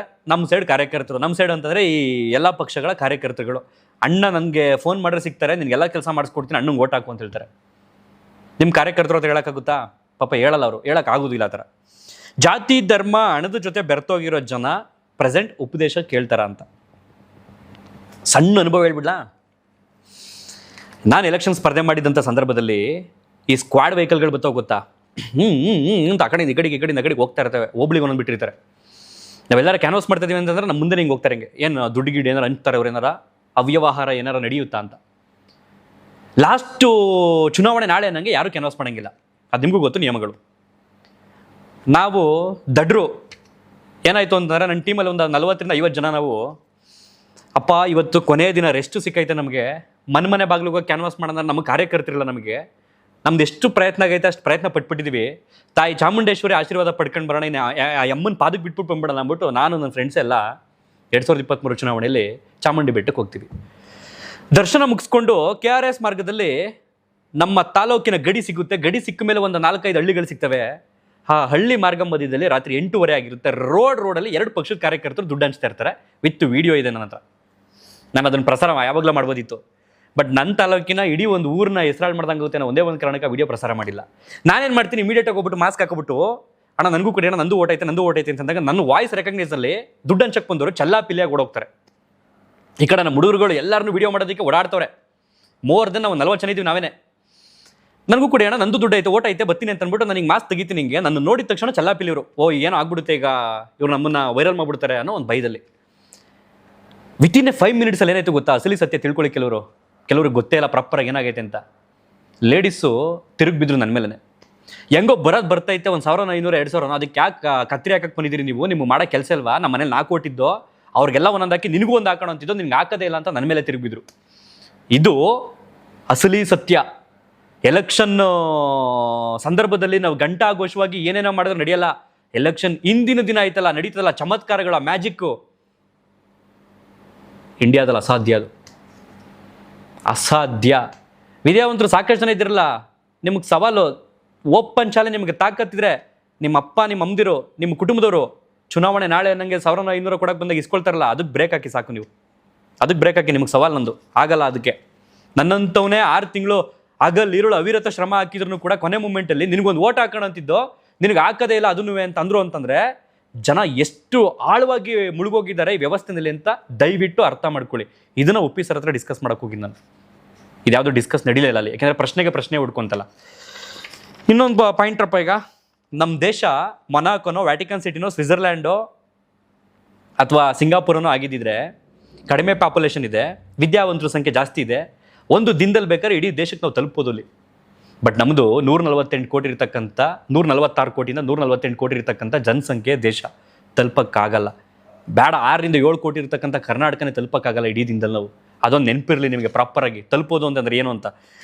ಪ್ರಜೆಗಳೇ ನಿಲ್ಲಬೇಕು, ಅವರೇ ಗೆಲ್ಲಬೇಕು, ಅಂತಿಮವಾಗಿ ನಿಲ್ಲಬೇಕಾದವನು ಒಬ್ಬನೇ. ಆಲ್ರೆಡಿ ನಾನು ನಿಮಗೆ ಎಕ್ಸ್ಪ್ಲೈನ್ ಮಾಡಿದೆ ಇದನ್ನು. ಲಕ್ಷಾಂತರ ಜನರಲ್ಲಿ ಯಾರು ನಿಲ್ಲಿಸ್ತೀರಾ, ಹೆಂಗೆ ನಿಲ್ಲಿಸ್ತೀರಾ ಅಂತ. ನನಗೆ ಇದಕ್ಕೆ ಪ್ರಾಪರಾಗಿ ಕೆಲವರು ಆನ್ಸರ್ ಮಾಡಿಬಿಟ್ರೆ ನಾನು ಖುಷಿಯಾಗಿ ಹೋಗ್ತೀನಿ. ನನ್ನ ವಿಚಾರ ಇಷ್ಟೇ. I accepted Prajakiya. ನೀವು ಎಲ್ಲರೂ ಕೂತ್ಕೊಂಡು ಕಮೆಂಟ್ ಹಾಕ್ಬೋದು ಪ್ರಜಾಕೀಯ ಬೇಕು, ಪ್ರಜಾಕೀಯ ಗೆಲ್ಲಬೇಕು ಅಂತ. ಅದಕ್ಕೊಂದು ಹೆಜ್ಜೆ ಮುಂದೆ ಇಟ್ಟು ಪ್ರಯತ್ನ ಪಟ್ಟು ಬಂದವನು. ಬಟ್ ಪ್ರಯತ್ನ ಪಡೋಕೆ ಹೋದ್ನಲ್ಲ, ಅಲ್ಲಿ ಸಾಕಷ್ಟು ವಿಲನ್ಗಳಿದ್ದಾರೆ. ವಿಲನ್ಗಳು ಯಾರು ಅಂತಂದರೆ ಈ ವ್ಯವಸ್ಥೆಯನ್ನು ಕಪಿಮುಷ್ಟಿಯಲ್ಲಿ ಇಟ್ಕೊಂಡಿರ್ತಕ್ಕಂಥವ್ರು. ಅವ್ರನ್ನ ಕಂಟ್ರೋಲ್ ಮಾಡೋದು ತುಂಬ ಕಷ್ಟ. ಅವ್ರನ್ನ ಕಂಟ್ರೋಲ್ ಮಾಡಬೇಕು ಅಂತಂದರೆ ಮೊದಲು ವಿದ್ಯಾವಂತರು ನಿಮ್ಮ ತಂದೆ ತಾಯಿನ ಸರಿಪಡಿಸಿ, ನಿಮ್ಮ ಅಣ್ಣ ತಮ್ಮದಿರನ್ನ ಸರಿಪಡಿಸಿ, ನಿಮ್ಮ ಅಕ್ಕ ತಂಗಿಯರನ್ನ ಸರಿಪಡಿಸಿ, ನಿಮ್ಮ ಪತ್ನಿಯರನ್ನ ಸರಿಪಡಿಸಿ, ನಿಮ್ಮ ಗಂಡಂದಿರನ್ನ ಸರಿಪಡಿಸಿ. ರೀ ತಪ್ಪು ಕಂಡ್ರೆ ನೀವು ಇಂಥವ್ರ ಪರವಾಗಿ ಕ್ಯಾನ್ವಾಸ್ ಮಾಡೋಕೆ ಹೋಗ್ತಿರೋದು, ನೀವು ಇಂಥವ್ರ ಪರವಾಗಿ ಓಟ್ ಕೇಳೋಕೆ ಹೋಗ್ತಿರೋದು. ಅವರಿಗೆ ನಮಗೆ ದುಡ್ಡು ಅಂಟಿದ್ದಾರೆ ಕಣ್ರಿ, ದುಡ್ಡು ಅಂಟಿದ್ದಾರೆ ಕಣಪ್ಪ. ಆ ದುಡ್ಡು ಹೆಂಗೆ ಅಂಟಾರಪ್ಪ, ಎಲ್ಲಿಂದ ಬರುತ್ತಪ್ಪ, ವಾಪಸ್ ಆ ದುಡ್ಡನ್ನ ಹೆಂಗೆ ರಿಕವರಿ ಮಾಡ್ಕೊಳ್ತಾರಪ್ಪ ಅಂತ ನೀವು ಕೇಳಿ. ಇದನ್ನ 330+ ಹಳ್ಳಿಗಳಿಗೆ ಹೋಗಿ ನಾನು ಡೈಲಿ ಹೇಳಿರೋದು ಜನಗಳಿಗೆ. ದಯವಿಟ್ಟು ಅರ್ಥ ಮಾಡ್ಕೊಳ್ಳಿ. ನಾನು ದುಡ್ಡು ಹಂಚಕ್ಕೆ ಬಂದಿಲ್ಲ, ನಿಮ್ಗೆ ಹಂಚ್ತಾರಲ್ಲ ದುಡ್ಡು, ಅದು ನಿಮ್ಮದೇ ದುಡ್ಡು ಅಂತ ನಿಮ್ಮ ಉದ್ದೇಶಗಳಿದೆಯಲ್ಲ ಪ್ರಜಾಕೀಯದು, ಆ ಉದ್ದೇಶಗಳನ್ನ ಬಾಯಿಂದ ಹೋಗಿ ಸ್ಪ್ರೆಡ್ ಮಾಡಿದ್ದೀನಿ. ಆ ಕಾರಣದಿಂದ 8,500 ಜನ ಓಕೆ ಅವ್ನು ಬೇಕು ಅಂತ ಸೆಲೆಕ್ಟ್ ಮಾಡೋರೆ. ಇನ್ನು ಉಳಿದಂಥವ್ರು ಏನು ಗೊತ್ತಾ, ನೋಡೋಣ ಇವ್ನು ಸೋತ ಮೇಲೆ ಏನಾರು ಟ್ರೈ ಮಾಡ್ತಾನೆ, ಇವ್ನು ಏನಾರು ಮಾಡ್ತಾನೆ ಅಂತ. ನಾನು ಈಗಲೂ ಹೇಳ್ತಿಲ್ಲ, ನಂಗೆ ಯಾವ ಚುನಾವಣೆಯ ಆಸೆಯೂ ಇಲ್ಲ, ಆಸಕ್ತಿಯೂ ಇಲ್ಲ. ಬಟ್ ನಾನು ಕೆಲವೊಂದು ಪ್ರಾಮಿಸ್ ಮಾಡಿದ್ದೀನಿಲ್ಲ, ನಾನು ಅದಕ್ಕೆ ಬದ್ಧ. ನಾನು ಈಗಲೂ ಹೇಳ್ತೀನಿಲ್ಲ, ನನ್ನ ಫೋನ್ ನಂಬರು ನಿರಂತರವಾಗನಾಗಿರುತ್ತೆ. ನಿಮ್ಮೂರಿನ ಸಮಸ್ಯೆ ಅಂತ ಅಂದ್ಕೊಂಡು ಒಗ್ಗಟ್ಟಾಗಿ ಯಾವ ಒಂದು ಫೋನ್ ಮಾಡಿದ್ರೆ, ಯಾವ ಕ್ಷಣದಲ್ಲಿ ಫೋನ್ ಮಾಡಿದ್ರು ನಾನು ನಿಂತ್ಕೊಳ್ತೀನಿ ಜೊತೆಲಿ, ನಾನು ನಿಂತ್ಕೊಳ್ತೀನಿ. ಆದರೆ ನಿಮ್ಮಲ್ಲಿ ಒಗ್ಗಟ್ಟೆ ಇಲ್ವಲ್ಲ, ಹೊಂದಾಣಿಕೆನೇ ಇಲ್ವಲ್ಲ. ನಾನು ಒಬ್ಬ ಬಂದು ಎಲ್ಲಿಗೆ ಅಂತ ಓಡಾಡಲಿ? 2 ವರ್ಷದಲ್ಲಿ ನಡೆದಂಥ ಚಮತ್ಕಾರಗಳು, ಮದುವೆ ಆಯಿತು, ಮಗು ಆಯಿತು, ನಂದೊಂದು ಸ್ವಂತವಾಗಿ ಏನಾರು ಕಟ್ಕೊಬೇಕು ನನ್ನ ಬದುಕನ್ನು. ನಾನು ಅಲ್ಲಿಗೆ ಬರಬೇಕು ಅಂತ ನಂಗೆ ಡೀಸೆಲ್ ಕಾಸಬೇಕು, ನಾನು ಅದನ್ನು ಮಾಡ್ತಿದ್ದೀನಿ. ನನ್ನ ಸಣ್ಣ ಪುಟ್ಟ ಖರ್ಚು ಸಾಮಾಜಿಕವಾಗಿ ಮಾಡ್ತಿದ್ದೀನಿ. ಅದನ್ನು ಭಗವಂತ ನನ್ನ ಜೀವನದಲ್ಲಿ, ನನ್ನ ಬಹುಶಃ ನನ್ನ ಈ ಲೈಫ್ನಲ್ಲಿ ಇದು ನೀನು ಮಾಡುವಂತ ಬಿಟ್ಟಿರ್ಬೋದು, ನಾನು ಅದನ್ನು ಮಾಡ್ತಾ ಇದ್ದೀನಿ. ಹಣಕ್ಕೆ ಆಸೆ ಪಡೋದಾಗಿದ್ದರೆ ಬ್ಯಾಕಪ್ ಆಗ್ಬಿಟ್ಟು ಕೋಟಿ ದುಡ್ಡು ಮಾಡ್ಕೊಂಬಿಟ್ಟು ಆರಾಮಾಗಿ ಬೆಂಗಳೂರಲ್ಲಿ ಬಂದ್ಬಿಟ್ಟು ಒಂದು ಸೈಟ್ ತೊಗೊಂಬಿಟ್ಟು, ಅಥವಾ ಊರಲ್ಲಿ ಹೋಗಿ ಒಂದು 4 ಎಕರೆ ಜಮೀನು ತೊಗೊಬಿಟ್ಟು ಫಾರ್ಮ್ ಹೌಸ್ ಮಾಡ್ಕೊಂಡು ನೆಮ್ಮದಿಯಾಗಿದ್ಬಿಡ್ತಿದೆ. ಕುತ್ಕೊಂಡು ಇಲ್ಲಿ ಯೂಟ್ಯೂಬಲ್ಲಿ ಉಪದೇಶ ಮಾಡಬೇಕಾಗಿರಲಿಲ್ಲ. ಕೆಲವು ವಿದ್ಯಾವಂತರಿಗೆ ಹೇಳ್ತಿರ್ತಕ್ಕಂಥದ್ದು ರಿಯಾಲಿಟಿನ ಮೊಬೈಲಲ್ಲಿ ಕೂತ್ಕೊಂಡು, ಮನೇಲಿ ಕೂತ್ಕೊಂಡು, ಟಿ ವಿ ಮುಂದೆ ಕೂತ್ಕೊಂಡು ನೋಡೋದು ಅವ್ರಿಗೆ ಗೊತ್ತಾಗಲ್ಲ. ಫೀಲ್ಡ್ಗೆ ಇಳಿಬೇಕು. ಆ ಫೀಲ್ಡ್ ಯಾವುದು ಅಂತ ಕೇಳ್ತಿದ್ದೀರಲ್ವಾ, ಅದೇ ಜನಗಳ ಜೊತೆ ಬೆರಿಬೇಕು ಅಂತ. ನಿಮ್ಮ ಕೈಲಿ ಆಗಲ್ಲ ಅಲ್ವಾ, ನಿಮ್ಮ ಅಭ್ಯರ್ಥಿಗಳನ್ನ ಓಡಾಡಿಸ್ಲೇಬೇಕು. ಇಲ್ಲ ನಾಳೆ ಪ್ರಜೆ ಎಚ್ಚೆತ್ಕೊಳ್ತಾನೆ, ಪ್ರಜೆ ಎತ್ಕೊಳ್ತಾನೆ, ಅವ್ನ ಕೆಲಸ ಕಾರ್ಯದಲ್ಲಿ ಅವ್ನು ಬ್ಯುಸಿ ಆಗಿರ್ತಾನೆ. 9 to 5 ಜಾಬ್ ಇರುತ್ತೆ ಒಬ್ಬಂಗೆ 12 ಅವರ್ ಕೆಲಸ ಇರುತ್ತೆ, ಅವ್ನ ಜೀವನನೇ ಹರಿದೋಗಿರುತ್ತೆ. ಯಪ್ಪ, ಈ ದೇಶ, ಈ ವ್ಯವಸ್ಥೆ, ನಮ್ಮೂರು ಸವಸ ಯಾರ್ದು ಬೇಡಪ್ಪ, ನಾನು ಬದುಕಿದ್ರೆ ಸಾಕು, ನನ್ನ ಫ್ಯಾಮಿಲಿ ನಾನು ಕರೆಕ್ಟಾಗಿ ನೋಡ್ಕೊಂಡ್ರೆ ಸಾಕು ಅನ್ನೋಂಥ ಮನಸ್ಥಿತಿ ಜನ ಬಂದ್ಬಿಟ್ಟವ್ರೆ. ನಾವು ಅವ್ರನ್ನೇ ನೀವೇ ಚೇಂಜ್ ಆಗಿ ಅಂತ ಬಿಟ್ಟರೆ ಯಾವಾಗ ಚೇಂಜ್ ಆಗ್ತಾರೆ, ಹೇಗೆ ಚೇಂಜ್ ಆಗ್ತಾರೆ? ಮನೆ ಬಾಗ್ಲಿಗೆ ಹೋಗಿ ಹೇಳಿದ್ರು ಚೇಂಜ್ ಆಗಲ್ಲ ಜನ ಅಂತಂದಮೇಲೆ ಅವರೇ ಚೇಂಜ್ ಆಗ್ತಾರೆ ಅಂತ ನಾವು ಬಯಸ್ತಾ ಇದೀವಲ್ಲ. ಬಟ್ ಅದಾಗ್ಲಪ್ಪ ಭಗವಂತ ಅಂತ ನಾನು ಕೂಡ ಪ್ರಾರ್ಥನೆ ಮಾಡಿ ಕೇಳ್ಕೊಳ್ತಾ ಇದ್ದೀನಿ. ಇದಿಷ್ಟನ್ನು ಹೇಳ್ತಾ ನನ್ನ ವಿಡಿಯೋನಿಗೆ ಮುಗಿಸ್ತಾ ಇದ್ದೀನಿ. ಬಹುಶಃ ನನ್ನ ಮಾತುಗಳಲ್ಲಿ ನಿಮಗೆ ಫ್ರಸ್ಟ್ರೇಷನ್ ಕಾಣಿಸಬಹುದು. ಅದಕ್ಕೆ ಕಾರಣ ನಾನು ಹೇಳಿದ್ನಲ್ಲ, ಎಲೆಕ್ಷನ್ ನಾಳೆ ಅನ್ನಂಗೆ ಕಣ್ಮುಂದೆನೇ ನಡೆದಂತಹ ಆ ಸಿನಿಮಾ ಚಿತ್ರೀಕರಣ ಆ ಊರಿನವ್ರಿಗೆ ಗೊತ್ತು, ಆ ಮಹಿಳೆಯರಿಗೂ ಗೊತ್ತು. ಬಹುಶಃ ಅವ್ರು ಏನಾರು ನೋಡಿದ್ರೆ ಇದು ನಮಗೆ ಹೇಳ್ತಾ ಇದ್ದೀರಿ ಅಂತ ಗೊತ್ತು. ಬಟ್ ನಾನು ಯಾವ ಕಾರಣಕ್ಕೂ ನಿಮ್ಮೂರ ಹೆಸರು ಮೆನ್ಷನ್ ಮಾಡಲ್ಲ. ನನಗೆ ಇಡೀ ತಾಲೂಕಿನ ಪ್ರತಿಯೊಂದು ಹಳ್ಳಿಗಳು ನನ್ನ ಮನೆ ಥರನೇ. ಬಟ್ ಆ ಕ್ಷಣದಲ್ಲಿ ಏನೂ ಮಾಡೋಕ್ಕಾಗಲ್ಲ. ಯಾರು ಕೊಡ್ತಾರೆ 2,000 ರೂಪಾಯಿ, ನೀವು ಯಾಕೆ ಬ್ರೇಕ್ ಆಗ್ತೀರಿ ಅನ್ನೋ ಥರ ಇರುತ್ತೆ ಮನಸ್ಥಿತಿ. ನಿಜ. ನನ್ನ ಫ್ರೆಂಡ್ಸ್ಗಳು ಹೇಳ್ತಿರೋ, ಮಗ ನೀನು ಒಂದು ಕೆಲಸ ಮಾಡೋ, ದುಡ್ಡು ಇಸ್ಕೋಬೇಡಿ ಅಂತ ಹೇಳ್ಬೇಡ ಜನಗಳಿಗೆ, ತಪ್ಪಾಗುತ್ತೆ, ನಿನ್ನ ಬೇಜಾರು ಮಾಡ್ಕೋತಾರೆ, ನಿನ್ನ ಬೈತಾರೆ, ದುಡ್ಡು ಇಸ್ಕೊಳ್ಳಿ, ಒಟ್ ನನಗೆ ಹಾಕಿ ಅಂತ ಕೇಳಿ ಅಂತ ನನ್ನ ಫ್ರೆಂಡ್ ಹೇಳ್ಕೊಡ್ತಿದ್ರು ನನಗೆ. ಇದು ವಾಸ್ತವ ಸತ್ಯ. ಆಳ ನೋಡಬೇಕು ಅಂತಂದರೆ ಕೆಳಗಿಳಿಲೇಬೇಕು. ಕೆಳಗಿಳಿದ ಮೇಲೆ ಗೊತ್ತಾಗೋದು ಅದು ಮಂಡಿ ತನಕ ನೀರು ಬರುತ್ತಾ, ಕುತ್ತಿಗೆ ತನಕ ನೀರು ಬರುತ್ತಾ, ಅಥವಾ ನಾವು ಮುಳುಗೋಗ್ತೀವ ಅಂತ. ಆಳನೇ ತಿಳಿದೆ ನಾವು ಆಳ್ತೀವಿ ಅಂತ ಹೇಳೋದು ತುಂಬ ಕಷ್ಟ. ಆಳ್ವಿಕೆ ಅಂತ ಬಳಸ್ತಿದ್ದೀನಿ ಅಂತ ತಪ್ಪು ತಿಳ್ಕೊಬೇಡಿ. ಪ್ರಜಾಕೀಯ ಕಾನ್ಸೆಪ್ಟಲ್ಲಿ ಆಳ್ವಿಕೆ ಮೀನ್ಸ್ ಒಬ್ಬ ನಿಂತ್ಕೋಬೇಕು. ಪ್ರತಿಯೊಬ್ಬ ಊರಲ್ಲೂ ಕೂಡ ಒಬ್ಬೊಬ್ಬ ನಿಂತ್ಕೋಬೇಕು. ಒಬ್ಬೊಬ್ಬ ನಿಂತ್ಕೊಂಡಾಗ ಇಲ್ಲೊಬ್ಬ ಕೂತ್ಕೊಳ್ತಾನಲ್ಲ ಮೇಯ್ನಲ್ಲಿ, ಅವನಿಗೆ ಅಲ್ಲಿಂದ ಏನೇನು ಆಗ್ತಿದೆ ಅನ್ನೋಂಥ ಅಪ್ಡೇಟ್ ಹೋಗುತ್ತೆ. ಪ್ರೆಸೆಂಟ್ ರಾಜಕೀಯದಲ್ಲಿ ನಡೀತಾರೆ ಹಂಗೇನೆ. MLAಗಳು, MP ಗಳು, ಇಲ್ಲೊಬ್ರು CM, ಇಲ್ಲೊಬ್ರು DCM, ಸರ್ಕಾರದ ಸಚಿವರು, ಈ ರೀತಿ ನಡೀತಾ ಇರ್ತಕ್ಕಂಥದ್ದು. ಬಟ್ ಇಮಿಡಿಯೇಟಾಗಿ ನಮ್ಮ ಸಂವಿಧಾನದಲ್ಲಿರ್ತಕ್ಕಂಥ ಆಶಯಗಳನ್ನೇ, ಸಂವಿಧಾನದಲ್ಲಿರ್ತಕ್ಕಂಥ ರೂಪುರೇಷೆಗಳನ್ನೇ ಚೇಂಜ್ ಮಾಡಾಕ್ಬಿಡ್ತೀವಿ, ಜನರೇ ಮಾಡಿಬಿಡ್ತಾರೆ ಅನ್ನೋಂಥದ್ದು ತೀರಾ ಕಷ್ಟ. ಬಟ್ ಅದು ಸಾಧ್ಯ ಇದೆ. ChatGPTಗೆ ಹಾಕ್ಬಿಟ್ಟು ನಾನು ಸುಮ್ಮನೆ ರಾತ್ರಿ ಹಂಗೆ ಒಂದು 2 ಗಂಟೆ ರಾತ್ರಿ ಆಗಿತ್ತು. ಉಪೇಂದ್ರ ಅವರ ಉದ್ದೇಶ ಈ ರೀತಿ ಇದೆ, ಇದು ಆಗಬಹುದಾ ಅಂತ ChatGPTನ ಕೇಳಿದೆ ನಾನು. ChatGPT ಏನು ಕೇಳ್ತು ಅನ್ನೋದನ್ನ ಡಿಸ್ಪ್ಲೇ ಮೇಲೆ ಪ್ರಸಾರ ಮಾಡ್ತಾ ಇದ್ದೀನಿ ನೋಡಿ. ಹೌದು, ಅಸಾಧ್ಯವೇನಲ್ಲ, ಆದರೆ ಸಣ್ಣ ಪುಟ್ಟ ಹಣವನ್ನು ಕೂಡ ಖರ್ಚು ಮಾಡಬೇಕಾಗುತ್ತೆ, ಪಕ್ಷ ಸಂಘಟನೆಯನ್ನು ಮಾಡಬೇಕಾಗುತ್ತೆ, ಜನಗಳ ಜೊತೆ ಬೆರಿಬೇಕಾಗುತ್ತೆ, ವಿಶ್ವಾಸಕ್ಕೆ ತಗೋಬೇಕಾಗುತ್ತೆ. ಇದೆಲ್ಲ ಆದರೆ ನಿರಂತರ ಶ್ರಮ ಇದ್ದರೆ ಮಾತ್ರ ಸಾಧ್ಯ ಅಂತ. ನಾವು ಜನರೇ ಮಾಡ್ತಾರೆ ಅಂತಾರೆ ಈ ಕಷ್ಟ. ಒಂದು ಸಿಂಪಲ್ ಎಕ್ಸಾಂಪಲ್ ಅಂತಂದರೆ, ಒಂದು ಮಗುಗೆ ಜನ್ಮ ಕೊಟ್ಬಿಟ್ಟು ನಾವು ಜನ್ಮ ಕೊಟ್ಟಾಯಿತು, ನೀನೇ ಬೆಳ್ಕೊ, ನೀನೇ ಸ್ಕೂಲ್ಗೆ ಹೋಗು, ನೀನೇ ನಿನ್ನ ಭವಿಷ್ಯನ ರೂಪಿಸ್ಕೊ ಅಂತ ಬಿಟ್ಬಿಟ್ರೆ ಆಗುತ್ತಾ? ಆ ಮಗುಗೆ ಒಂದು ಒಳ್ಳೆ ಶಿಕ್ಷಣ ಕೊಟ್ಟು ಸಮಾಜದಲ್ಲಿ ಒಬ್ಬ ಪ್ರಜೆ ಆಗ್ತಾನೆ ಅನ್ನೋ ತನಕ ಕೂಡ ಎತ್ತಬೇಕಾಗುತ್ತೆ. ನಮ್ಮ ಆಡು ಭಾಷೆಯಲ್ಲಿ ಹೇಳಬೇಕು ಅಂತಂದರೆ, ಕೆಲವರು ತಪ್ಪು ತಿಳ್ಕೊಬೇಡಿ ನನ್ನನ್ನು, ಮರ ಹತ್ತೋನ್ ತಿಕಾನ ಕೈಗೆ ಎಡ್ಕೋ ತನ್ಕೊಂಡು ಎತ್ತಬೇಕಂತೆ, ಆಮೇಲೆ ಅವ್ನು ಹತ್ತುತ್ತಾನಂತೆ, ಹತ್ತಲಿಲ್ಲ ಅಂದ್ರೆ ಅವ್ನು ಹಣೆ ಬರ. ಸೊ ಹಾಗೆ ವಿಚಾರವನ್ನು ಎಷ್ಟು ಸಾಧ್ಯವಾಗುತ್ತೋ ಅಷ್ಟು ಮುಡ್ಸೋದಕ್ಕೆ ನಾವು ಪ್ರಯತ್ನ ಪಡಬೇಕು. ಅದ್ರ ಮೇಲೆ ಜನಗಳಿಗೆ ಬಿಟ್ಟಿದ್ದು ಅಂತ ಬಿಟ್ಬಿಡ್ಬೇಕು ಹೊರತು, ನಮ್ಮದೊಂದು ವಿಚಾರ ಇಲ್ಲಿದೆ ಅದನ್ನು ಅವರೇ ಅರ್ಥ ಮಾಡ್ಕೊಳ್ತಾರೆ ಅಂತಂದರೆ ತಪ್ಪಾಗುತ್ತೆ ಅನ್ನೋದೊಂದು ನನ್ನ ಸಣ್ಣ ಅನಿಸಿಕೆ.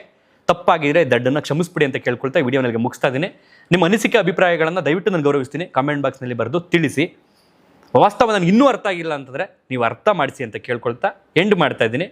ಧನ್ಯವಾದ. Thank you so much.